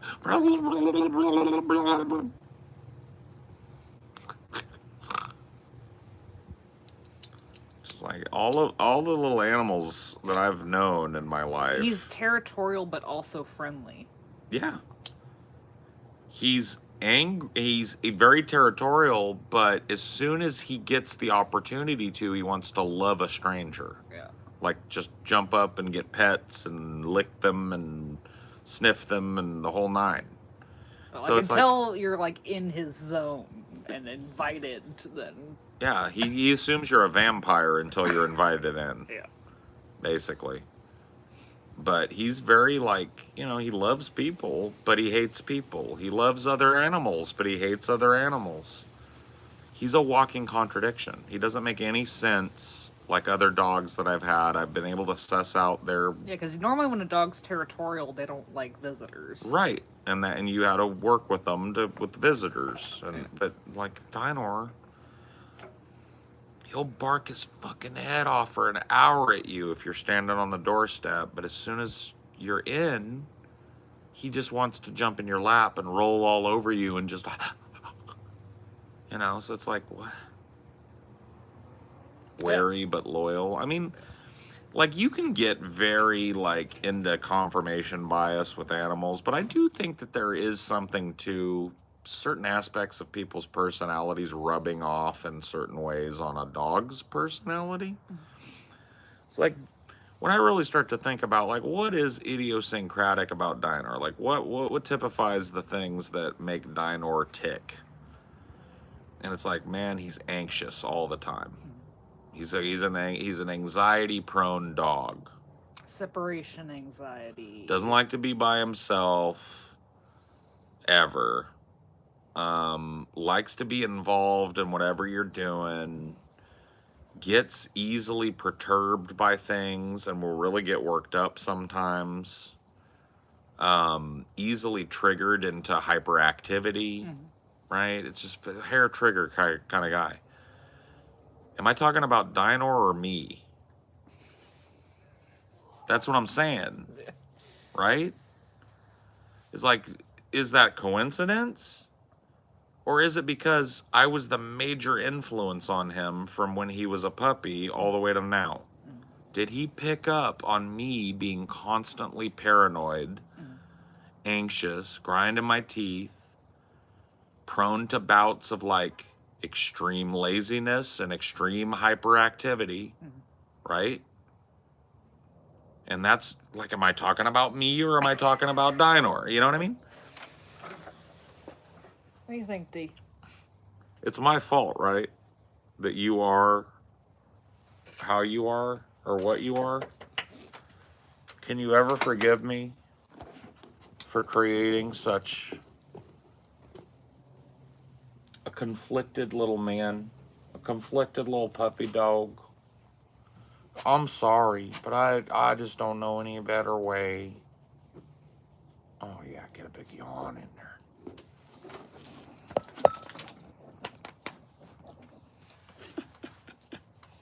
Well, he likes people more than you. I don't know if that's true though, but here's the thing: is for as much as I will bitch about people, look how much I seek them out. Yeah. So that's I'm conflicted in the same way that he is. Get away from me, please come to me. Get the fuck off of me so that I can love you.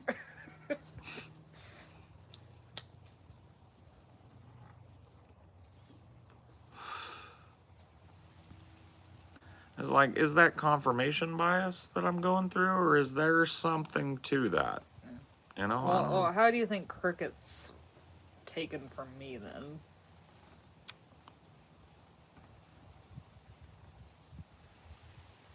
I mean, directly off the top of my head, he's unstoppable. Like, once he's made his mind up that something's going to happen a certain way, that's just it. You know what I mean? And you know, like, he's prone to bouts of like anxieties. Maybe not anxiety is the wrong word for him, but like, I don't know. He seems wary in the same way that you are. You know, there's a wariness about Cricket that's very pronounced. Like, other cats won't even look up when you run into the room, but Cricket, like, if you come into the room, Well, he'll like freeze. yeah, he'll, or like, you'll think he's dead asleep, but if you make a noise in the room, even across the room from him, and look over at him, he's like, and you're very reactive to other people's emotional states and other people's volume levels and stuff like that. So I would say, like, confirmation bias style, that's probably similar. Yeah. You know, he's a very quiet cat, but prone to fierceness when, you know, like, he needs to be. You're that way too. Like, getting on your bad side is not something I ever relish doing. I'm serious. Because you've got it down, man. The Chinese water torture is what my dad would call it. Like, you know how to turn it up, and like, yeah, I'm not saying that you're like maliciously doing it. I'm just saying, you get to a certain point, and your demeanor is, you're done taking shit. And the Cricket's the same way, right? It's like, you mess with him for a while, and then eventually it's like, all right, I'm fighty bitey. Get off of me, motherfucker. You know, step back. And, you know, I've seen that in you a few times, enough to know that it's rubbed off on the boy. But yeah, for sure. But I think it's true of everybody. It was like Marley is my mother, if you really think about it. Well, like her little like. Yeah, Hey, the insistence, the need for somebody to be noticing, but not in like it's just cute. Yeah. She wants to be the center of it. She's used to being the center of it. You know what I mean? She eats how she wants and when she wants, and you see how she is with his, like, that's my mom too. You know, I was one of those people. It's like a big culture shock for me when I got with one of my girlfriends who had an Italian family. Was the first time I went to dinner with her family, everybody's hands was in my plate. Ooh, that looks good. And they'd just like, boop, boop, boop, boop, boop, boop, boop, boop. And I was like, and everybody was doing it to everybody. Dude, in my family, your plate was like, dude, there's enough. Go get your plate. You don't need to be dipping your finger in my plate, you know? And she's very much like that, you know.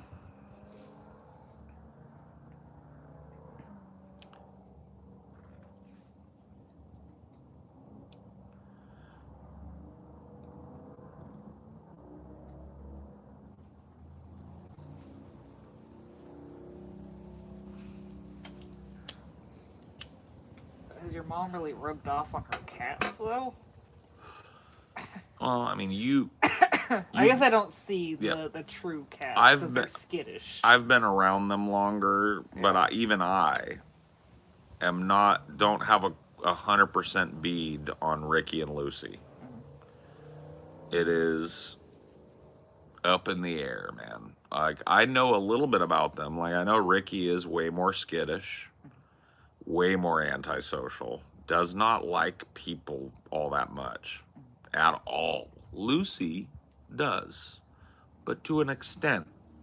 Yeah, she's not like coming up sitting on your lap. No. But she likes to be noticed, and she likes if you come over and pet her, and she likes to be in the room where things are happening and stuff. Ricky, his perfect thing, when Ricky comes out, is if I went over there alone, no Dinor, no you, and we were just quietly watching a movie or having a real subdued, laid back conversation in the living room.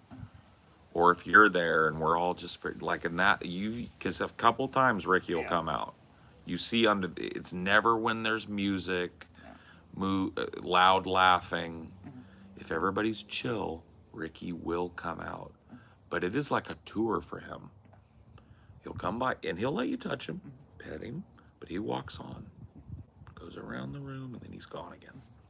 He's always been that way. I don't know.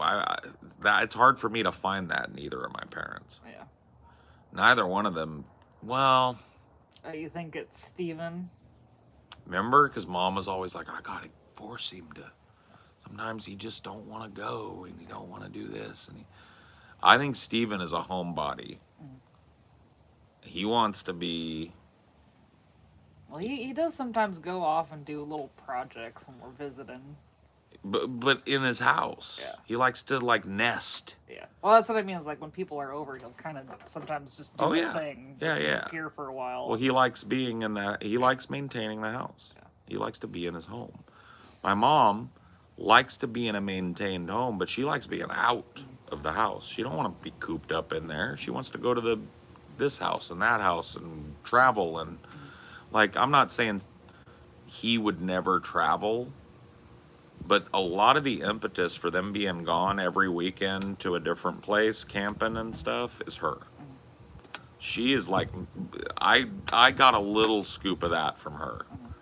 Like me not wanting to be inside all day and needing to be outside for my mental health and shit. That's all her. So it's kind of like, you know, that's a difference between them. So I would say that like Lucy is more like my mom. Gregarious and way more social, and definitely a nicer, you know, I'm not saying Steve's not nice, but it's just Ricky's nice when he comes out. Yeah. But Ricky's very choosy who he comes out for. And that's true about Steve. There are times like when my mom would throw the big kind of like neighborhood parties or have over all the friends and fam.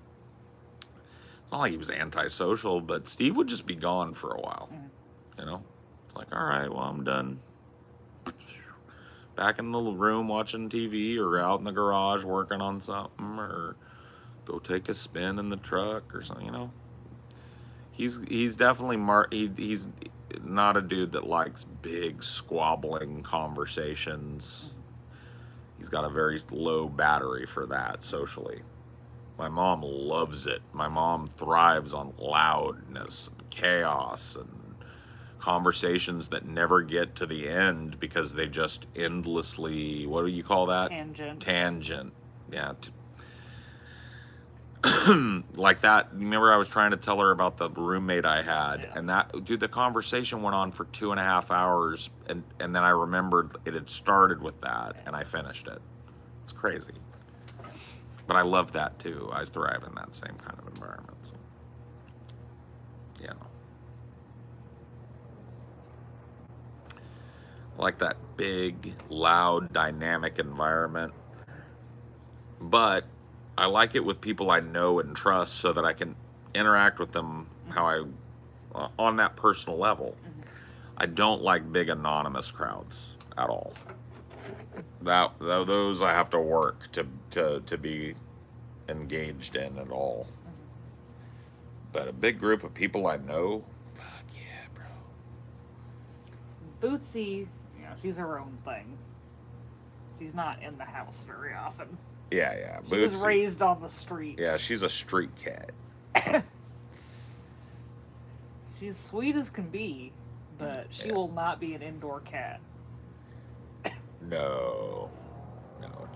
She likes to come indoors, but only for a visit. Anywho, I think I'm done. I will see you guys next time. Bye.